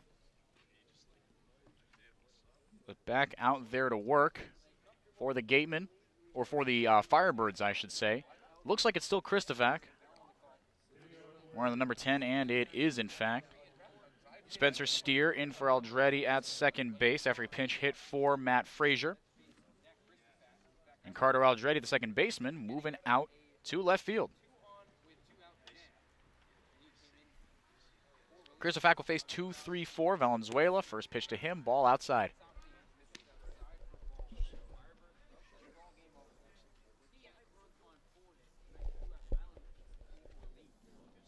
Five runs in the bottom of the 7th have been the difference here as Valenzuela loops a single into right field. 2 for 4 on the debut for the sophomore from Cal State Fullerton.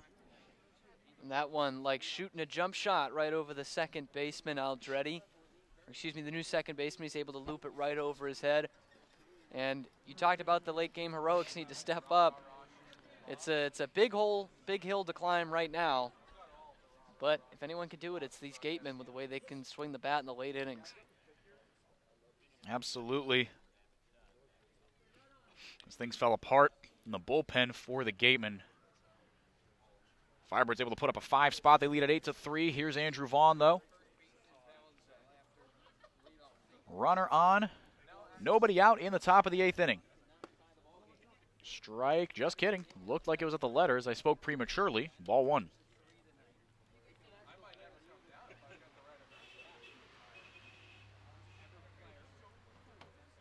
Three total substitutions for the Firebirds. Big rip and a miss at that one.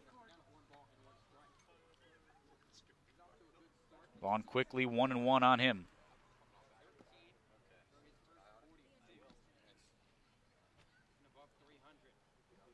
Aldretti in left, Steer at second. Like we mentioned, he fouls that one off, does Andrew Vaughn. 1-2. On the Golden Spikes Award finalist, only sophomore on that list. In fantastic company. Had enough to Team USA himself, along with the guy a couple down from him in the lineup, Bryson Stott. The Gatemen are going to miss his bat. Vaughn batting .310 this year, hammers that one straight back. Stays alive, we'll do it again, 1-2.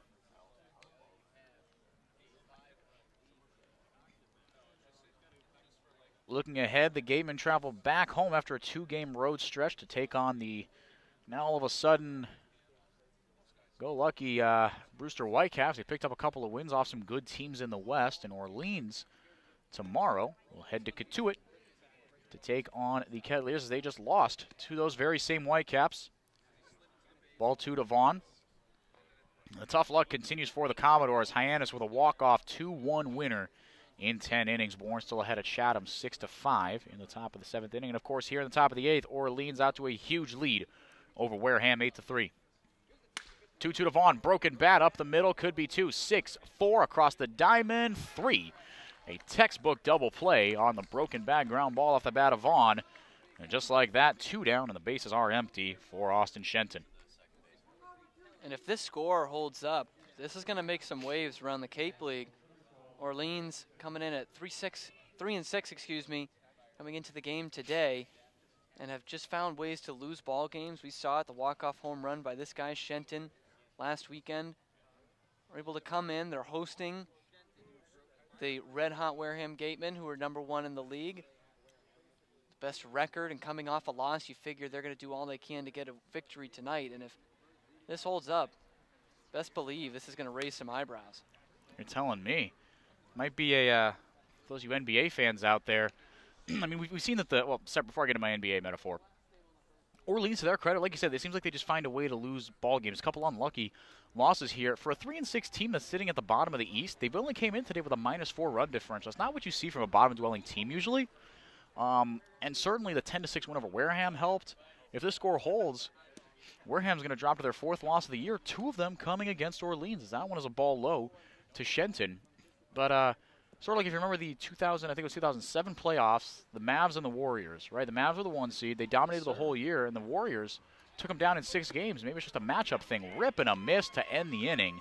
And Shenton goes down swinging. Zach Christofak cruising through an inning and a half of work. We go to the bottom of the 8th. And Orleans back up to bat when we come back on the Gatemen Baseball Network. My goodness. Shop from home year-round on Gatemen.org. You can customize your Gatemen gear from any device, anywhere. We offer a large selection of apparel and unique gifts 24/7, 365. Hard to find sizes, colors, and styles. Youth Clinic registration is also available. Visit us today and remember us for holiday gifts at Gatemen.org.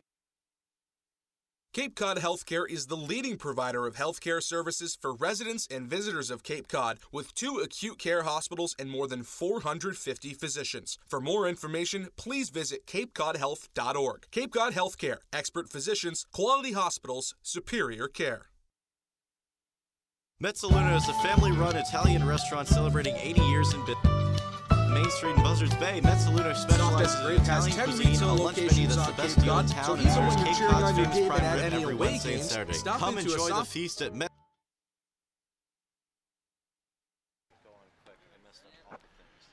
Welcome back. Bottom of the 8th inning from Eldridge Park.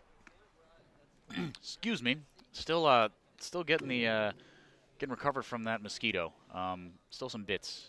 And the bug spray here is running rampant. Which leads to an interesting odor in the summer air. Aftertaste. No, ew, it got in your mouth. I'm so sorry.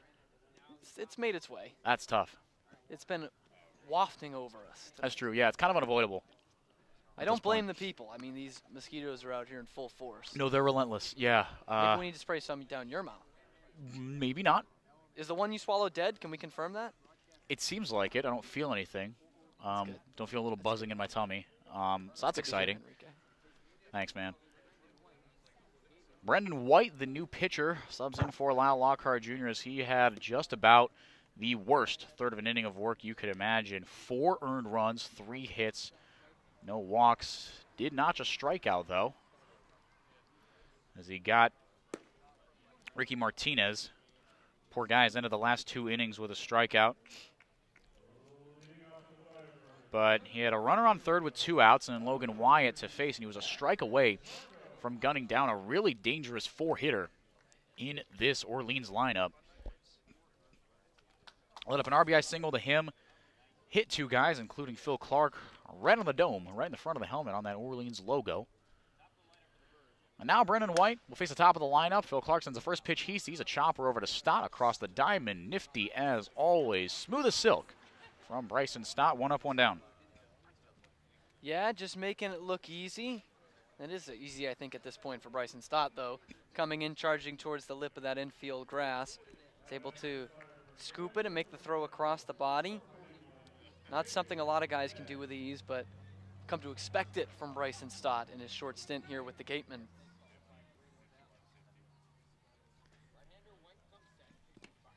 White, first pitch in the dirt to J.J. Blade. What a day for him. 3 for 4, an RBI and a run scored. And like you said, should be, if it wasn't for a fantastic defensive relay by the Gatemen back in the 3rd inning, should be a homer shy of the cycle. Roscom sets up low and in, gets a breaking ball right where he wants it. Really good pitch out of the hand of White.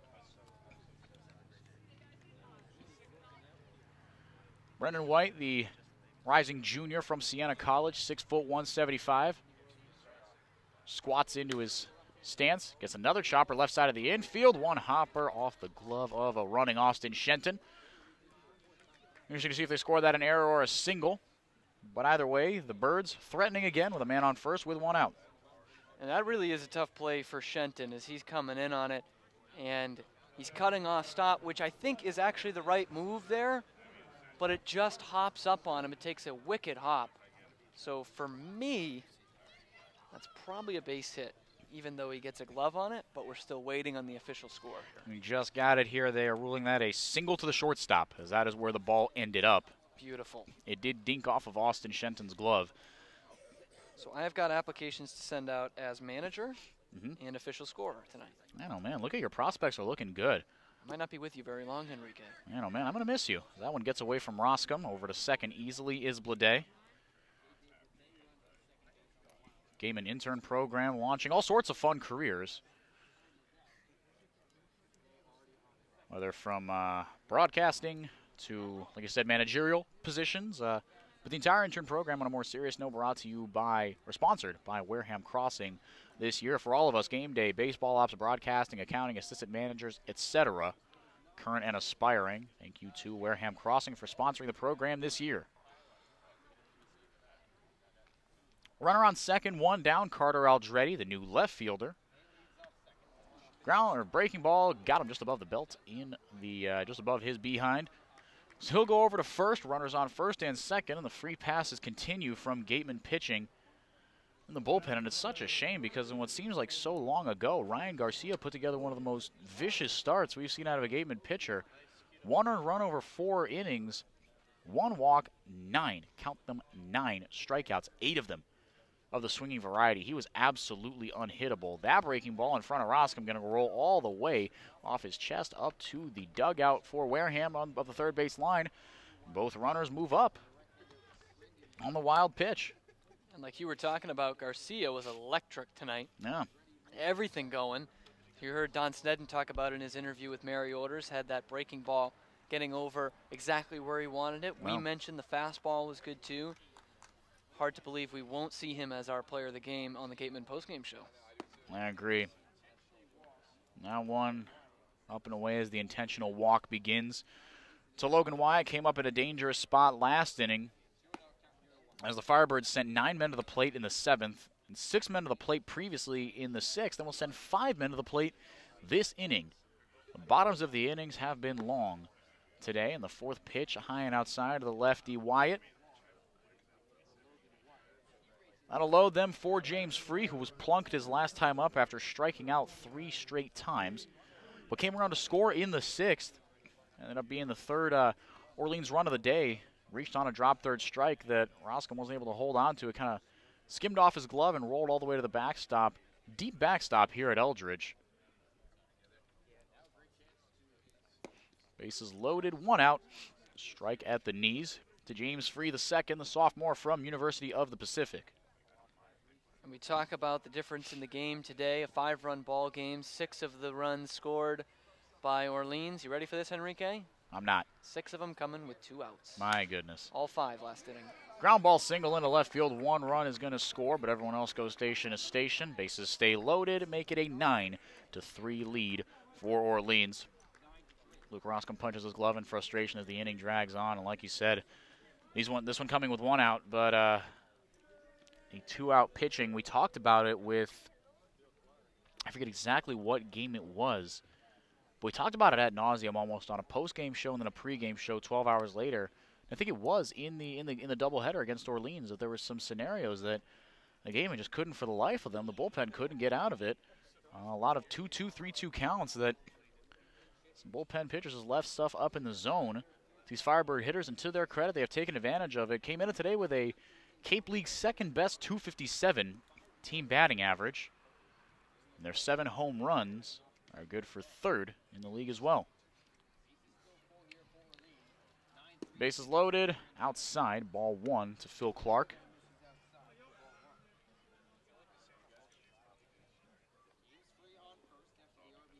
Aldretti on 3rd, Wyatt, who's intentionally walked last at-bat, or 2 at-bats ago, I should say. He sits at 2nd. And James Free with the RBI single sits at 1st. That pitch fouled off. Straight back over towards the hill on the right side of foul ground.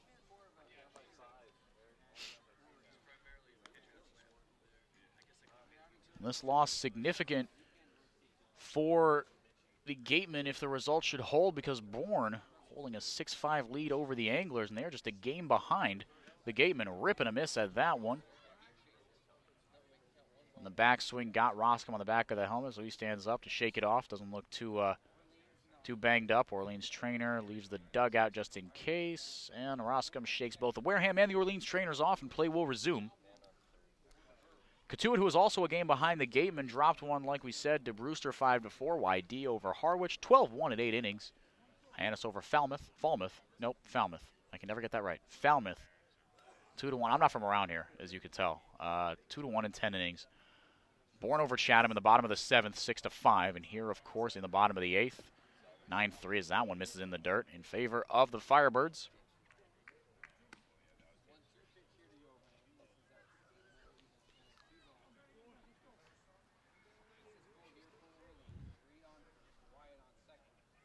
Bases juiced, bottom of the 8th. Firebirds lead it by 6. That was the margin by which they beat the Gatemen the last time these two teams played. 10-4 in that one, though. Breaking ball, low and away. Not able to find the zone is White here. Roscom making him work back there. Sure is, and it's been a bulldog mentality tonight for Luke Roscom. As ugly as this game's got, he has done all he can behind the plate. A couple of wild pitches that he hasn't been able to do anything about, but he has really hung in there. Another payoff pitch. Upstairs, did not miss by much. Fire up the merry-go-round. The red jerseys move up a base. 10-3 Firebirds. That's tough. That is a tough one. I think that's where White wanted it. And right under the letters there. Look to catch the inside corner. Just not that kind of night for the Gatemen pitching. Justin Levy will get his 5th plate appearance of the day, 2 for 4. 3 RBIs, a run scored, pair of singles as well. Swings and misses that offering from White, though, 0-1. At this point in the game, with it all but out of reach for the Gatemen as they trail by 7 in the bottom of the 8th. It's kind of White's mess to clean up at this point. Another offering, strike on the inside corner, 1-1.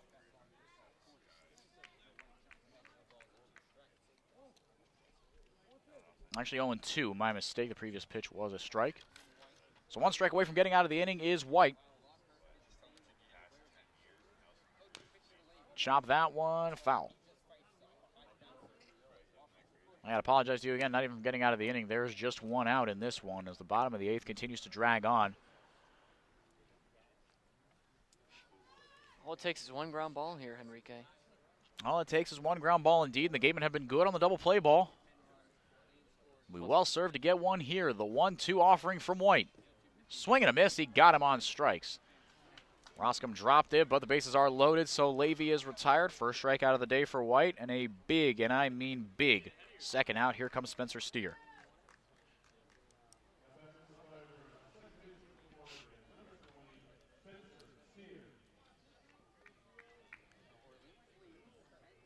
Steer from Oregon. 1 for 1, who came on as a pinch hitter for Matt Frazier. Take strike 1.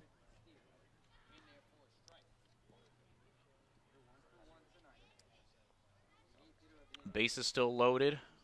Firebirds still lead by 7. The pitch. Swing and a miss, 0-2.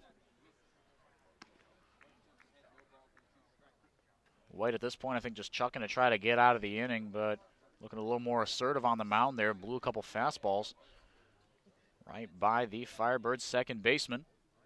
Now 1 pitch from getting out of the inning. Breaking ball low. Good waste pitch on 0-2.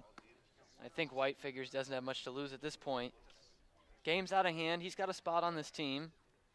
So I'd like to see him attack the hitters here, even with the bases still loaded. Steer fouls that one off, stays alive.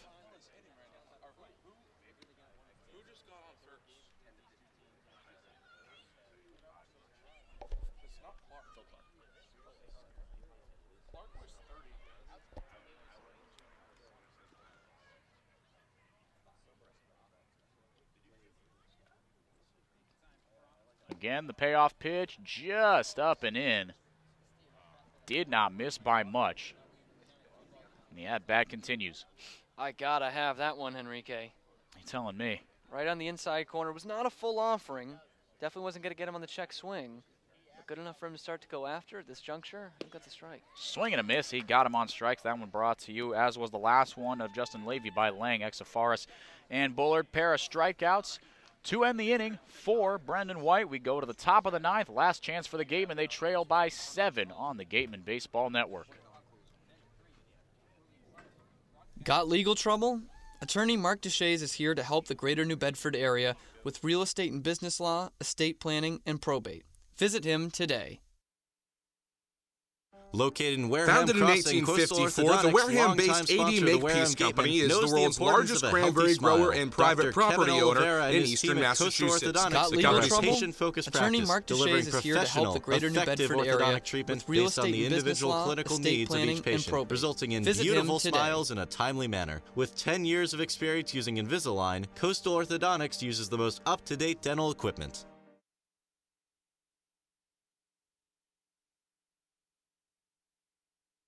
Founded in 1854, the Wareham-based AD Makepeace Company is the world's largest cranberry grower and private property owner in eastern Massachusetts. The company supports organizations like the Wareham Gatemen and projects like the outdoor cranberry bog classroom that you may have passed on your way in. Visit admakepeace.com to learn more.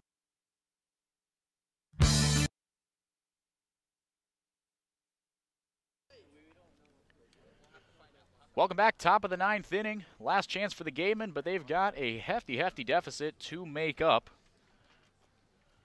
As the Firebirds tacked on 2 more, they lead at 10-3. If the Gatemen can get one back, they can equal the deficit they lost the Firebirds by last time.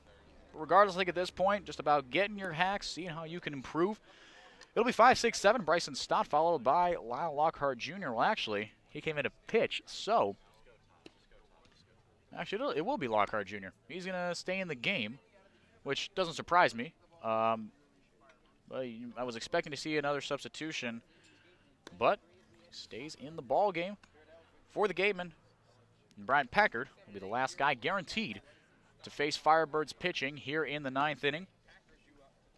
New arm as Zach Christofak's day is done. Christofak, 1 2/3 innings of work. Let up 1 hit, no runs earned or otherwise, no walks, 2 strikeouts. For the sophomore from Georgia.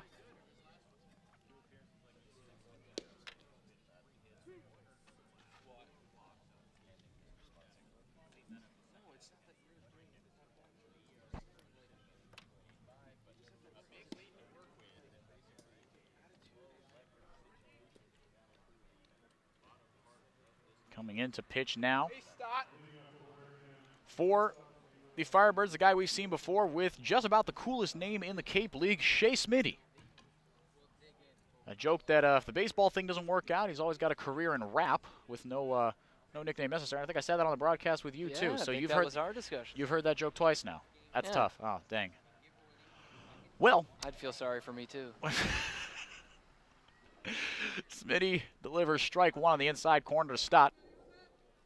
Pitched in that 10-4 win for the Firebirds against the Gatemen. Went 1 inning of work, struck out the side in that one too, but did let up 2 hits. 3.85 ERA and a pair of relief appearances for Smitty. Sends that one into the zone, and Bryson Stott sends that one about 200 feet foul down the left field line. 0-2 also pitched against YD, 1 1/3 innings of work. That was back on the 14th of June. Let up 1 earned run, walked 4, and struck out 0. Smitty trying to work through a quick 9th inning here, if he has his way, as his Birds lead 10-3. The pitch, breaking ball does not miss by much, dropped in there nicely, but a little too late, 1-2. I like that pitch on 0-2 though, especially with a 7-run lead. Sure do. Sure do. This kid wants to get out of here. Now the 1-2. That one way upstairs, 2-2. By this kid, of course, I mean the pitcher. Yes. I can't get enough of this. In all seriousness, though, I did mean the pitcher. I don't want that to get twisted. Shea Smitty ready with the 2-2. Fastball fouled straight back. Got a piece of the power lines, but the lights are still on here, so either that wasn't in our grid or it didn't do enough damage to the lines, but everyone happy here because the lights are still on and the Wi-Fi is still up. 2 very important things. Chops that one foul. Bryson Stott putting together a heck of an at-bat, making Smitty work here, even down 7. You love to see it. Yeah, and I love to see him save the Wi-Fi, too, like you said. Yeah, big. We need that like we need air to breathe. Kids these days. Millennials. Shea Smitty, a sophomore from Louisville, 6'5", 215. Bit of a string bean up there. Misses with that one as well. Count runs full.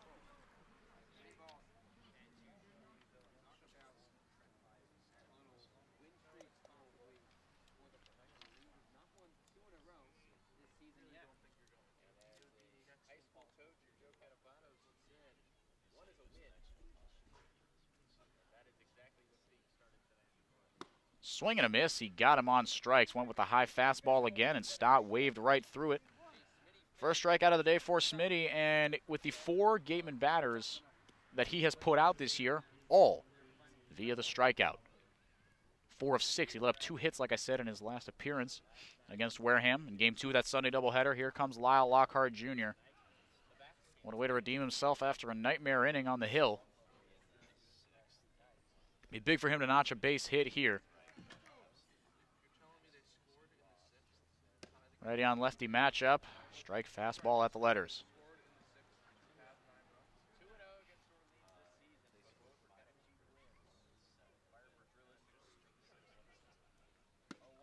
The 0-1 pitch.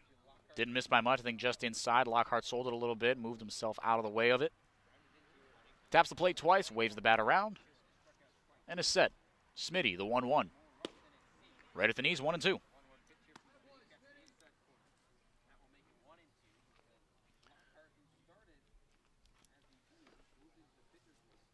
Brian Packer, the designated hitter, will get his cuts after Lockhart.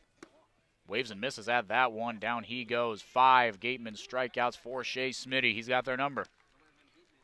Certainly does. And Bryant Packard, a guy coming up who does not strike out a lot at all, will obviously try to end that streak. Lockhart's 3rd strikeout of the day. Bouncing to a double play in the second. Just not his day today. Brian Packard 1 for 2. Ground rule double. Walked in the 7th and came around to score.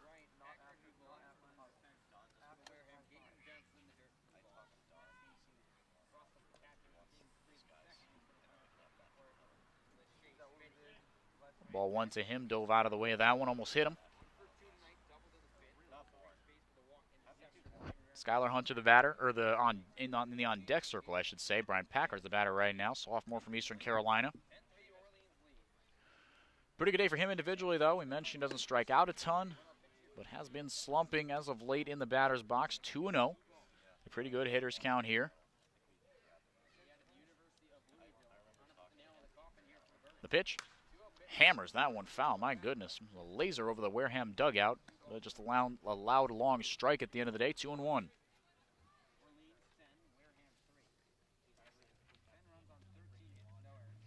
Gatemen back home against Brewster tomorrow night. First time we'll see the Whitecaps all year. Lifts that one foul. 2-2, and Smitty 1 strike away from getting out of the game, giving his Birds a 10-3 lead over the Gatemen. From the windup, he deals. Swinging a lazy fly ball, left field, foul ground. Does he have enough room? He does not. So the at-bat continues.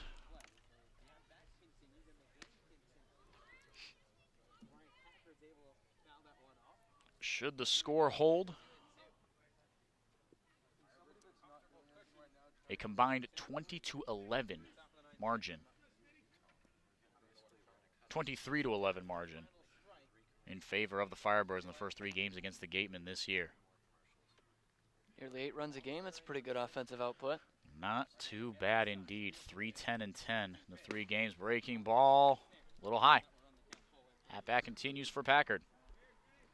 For the Gatemen, 4 in the first one with that Shenton walk-off, of course, pretty memorable. 4 in the doubleheader loss and 3 today. If that ball hits the wall from Shenton, you could be talking about an 0-3 look. Hammers that one high and deep into right center field. That's going to roll up to the 434. He hammered that one. It took about 5 seconds for it to roll to the wall, and because of the distance to the wall, he's in there with a stand-up triple. Brian Packard doing it for yourself at this point. Attaboy. Nice piece of hitting. Found a gap in right center and just kept on going. Stand-up 2-out triple. Here comes Skylar Hunter. And I love to see it from Bryant Packard. He's a guy we were talking about needed to get things going offensively tonight. He's gotten on base 3 times, double, a walk, and a triple in his last 3 plate appearances. That's how you get things going, and we knew it was going to come around for Packard. Let's see if this is the start of something. Skylar Hunter takes a strike on the outside corner. Talk about another guy who got things going tonight in Hunter. The big RBI double back in the 7th. And Hunter was also robbed of another base hit and shoots that one foul down the third base line. Also robbed of a base hit back in the 5th inning. Heck of a play by DeMarco out there in center field. Ran pretty much straight back, and that's a deceptively tough play to make. Actually, not even deceptively. If you looked at him, that was an audio-only broadcast, but you could see him. You saw he looked over his left shoulder, right shoulder, all while running back, looked back over his left one more time, turned around 180 degrees and made the catch with his glove in front of him. Heck of a play by Pat DeMarco out there in center field.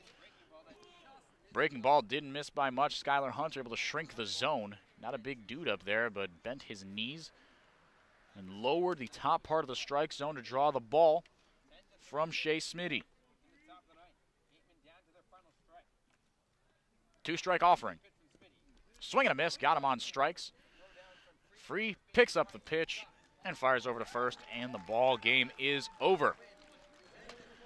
10-3, a tough one here as the game unraveled in the late innings. The bullpen fell apart, and the Orleans Firebirds take 2 out of 3 on the season from the Wareham Gatemen. Filthy start by Ryan Garcia from UCLA. 9 strikeouts wasn't enough. He only went 4 innings, as is the custom here on the Cape. Starters go 4, and it's the bullpen's mess to clean up afterwards. But a tough loss here for the Gatemen, but there were some positives to take away, weren't there, Cam? There sure was. We talk about Garcia, just absolutely brilliant tonight. The 9 strikeouts, just 1 earned run, and they were able to battle back once again. You know, you don't like them falling into those early deficits, but if they're able to battle back, it's not often you're going to give up 7 the run after you tie things up. Or excuse me, the 2 innings after you tie things up. So if they can battle back like this the rest of the year, they'll keep up in the top of the Western Division for sure. So some good takeaways for the Gatemen tonight. Bryant Packard getting off the schneid, as well as Skylar Hunter. They combined for 4 hits and a couple of doubles and a triple from Bryant Packard that we saw in the last inning. So good to see him and Hunter get going again. We'll see if that carries over through the rest of the weekend. Couldn't have said it better myself. A more well-rounded Gatemen offense looks to bounce back against Brewster tomorrow night at home. For a little more comprehensive coverage of On the Post Game here on the Gatemen Baseball Network, we're going to send it to J.D. Rachi, our host today. Thank you very much, Enrique. Finishing up things up here from Eldridge Park in Orleans. A disappointing 10-3 loss for the Wareham Gatemen this evening at Eldridge Park. And really, it was just a fantastic Orleans offense that spelled the end of the day for the Gatemen. And how about this? 5th inning or later, so through the first 4 innings, Orleans had 1 run across the board. 5th inning on, 9 runs. 1 in the 5th, 1 in the 6th, 5 in the big 5-run 7th inning, 2 in the 8th, and then no need for the 9th inning from Eldridge Park. A fantastic showing from the Orleans Firebirds. A couple of standouts today for Orleans. Logan Wyatt, 2 for 4 with 2 runs. The standout today, though, I think, was Justin Levy, 2 for 5, 3 RBIs for the 3rd baseman from Louisville. And then another real standout today, J.J. Blade, Vanderbilt Commodore, someone we did not see in the Sunday doubleheader with Wareham and Orleans on Sunday. But how about a 4 for 5 day? Struck out to start the game in the 1st and then rattled off 4 hits in a row. Double in the 3rd, single in the 5th, double and a run scored in the 7th, and a single and a run scored in the 8th. A fantastic outing for the Vanderbilt Commodore playing right field today. The winning pitcher tonight is going to be the right-hander Zach Christofak, coming on in relief when an inning and 2/3 gave up just 1 hit, no runs. 2 strikeouts for the right-hander. He will pick up the win. Meanwhile, the loss, a tough luck loss for Tyler Kaiser, because he had put the runner on that Lyle Lockhart later allowed to score on the inheritance. So the loss is going to go to Tyler Kaiser, although it was a really rough day on the mound for Lockhart. Just a third of an inning, 3 hits, 4 earned runs, and a strikeout for the left-hander from Houston. He will have a very high ERA when all is said and done after this one from Eldridge Park. In terms of hitting tonight, really wasn't a stellar effort from the Gatemen.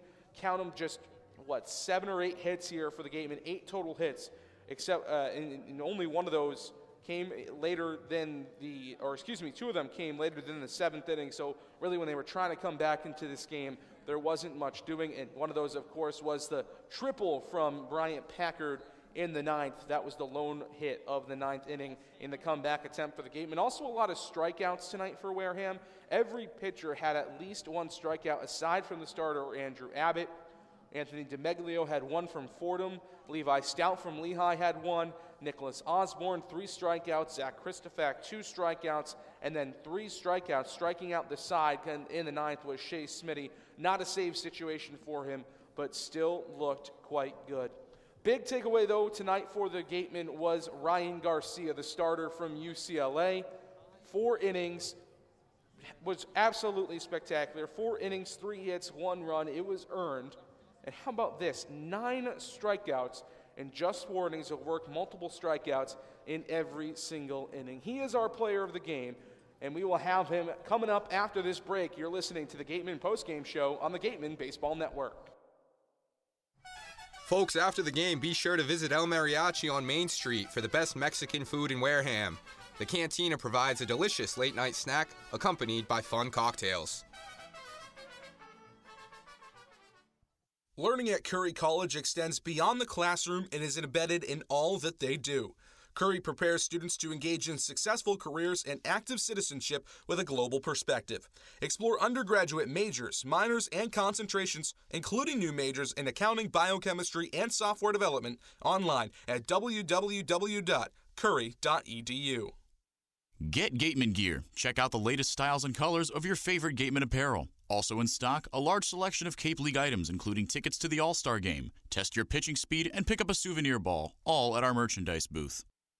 Since 1950, Morse Insurance has consistently offered the best insurance at competitive rates to generations of clients in southern Massachusetts. If you're frustrated with paying for what essentially feels like just a piece of paper, it's time for you to check out the one-of-a-kind client experience that only Morse Insurance can deliver. The 2018 Cape League All-Star Game will be played at White House Field in Harwich, Sunday, July 22nd. Game time is 6 p.m., gates open at 2. One highlight will be the Cumberland Farms home run hitting contest. There will also be an autograph session and a large merchandise village with items from many of the teams. Support the Gatemen in part by purchasing your ticket right now at the merchandise booth. Tickets are just $5. The Bay Point Golf Club offers a unique collection of 18 championship golf holes, a beautiful banquet facility, and a club host that has a fully stocked pro shop. The Bay Point Grill is a perfect place to grab a meal or watch a game. The course is located off of Onset Avenue in Buzzards Bay. The Gatemen thank you for your support. Are you hungry? Visit the concession stand for some new menu items. Try fried dough, chicken fingers, or french fries along with your regular favorites, hot dogs, burgers, cold drinks, and ice cream. Proceeds from the concession stand support the Gatemen and the Wareham High DECA program. Got legal trouble? Attorney Mark Deshays is here to help the greater New Bedford area with real estate and business law, estate planning, and probate. Visit him today.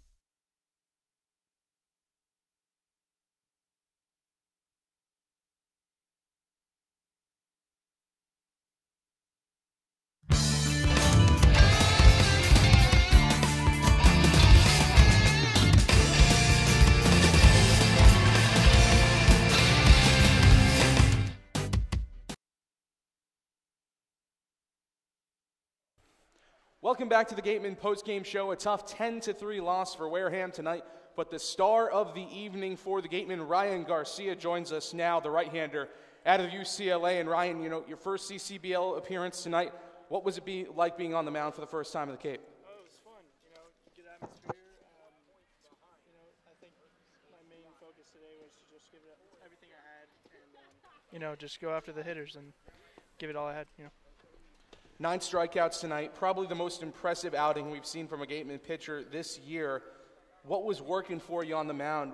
Why so much success? I think I was able to command my off-speed very well tonight. I had great defense behind me. You know, Saheed making that 2-out throw to third definitely helped me.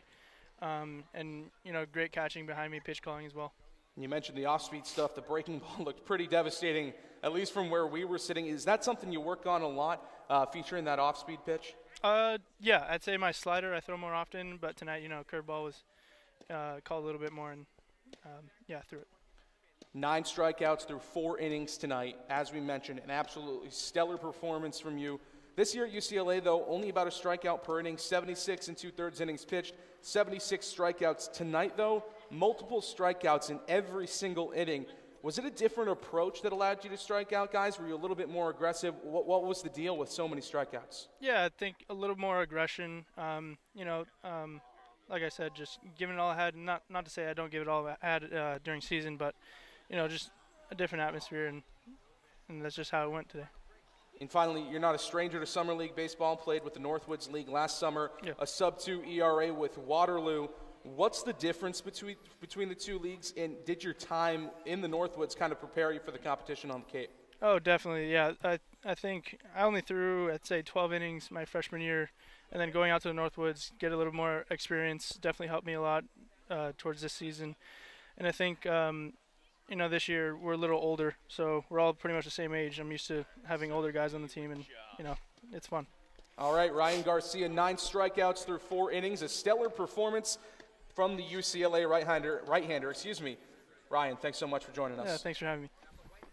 All right, Ryan Garcia, our player of the game in a game that just did not go the Wareham Gatemen's way today. 10-3, the final score from Eldridge Park in Orleans in a tough loss for the Gatemen. Again, we'll give you the winning pitcher. The winning pitcher today for the Orleans Firebirds was Zach Christopher. The tough luck loss in just 2/3 of an inning of work goes to Tyler Kaiser. Thank you for listening to this broadcast of Wareham Gatemen Baseball on the Gatemen Baseball Network as we wrap things up here from Eldridge Park. The general manager of the Wareham Gatemen is Andrew Lang. The producers of today's broadcast are Trevor Russo and Cam Gonsalves. Our sideline reporter is Mary Orders. Thanks to our beat writer, Ian Becerra, who joined me on the pregame show. Always good to have Ian on the program. And thanks once again to our play-by-play broadcasters from today, Henrique DeMore and Cameron Stewart. The next broadcast of Wareham Gatemen Baseball will be tomorrow as the Wareham Gatemen host the Brewster Whitecaps back at Spillane Field. First pitch is scheduled for 6:30. Our pregame coverage will be on our YouTube channel, the Gatemen Baseball Network on YouTube. You can find it by searching Wareham Gatemen. We will have pregame up by 6 o'clock. For Henrique DeMore and Cam Stewart and the rest of our Gatemen broadcast crew, I'm J.D. Rachi saying so long. Once again, the final score from Eldridge Park in Orleans, the Wareham Gatemen 3, the Orleans Firebirds 10. Thanks for tuning in to this presentation of Wareham Gatemen Baseball on the Gatemen Baseball Network. We will see you tomorrow night.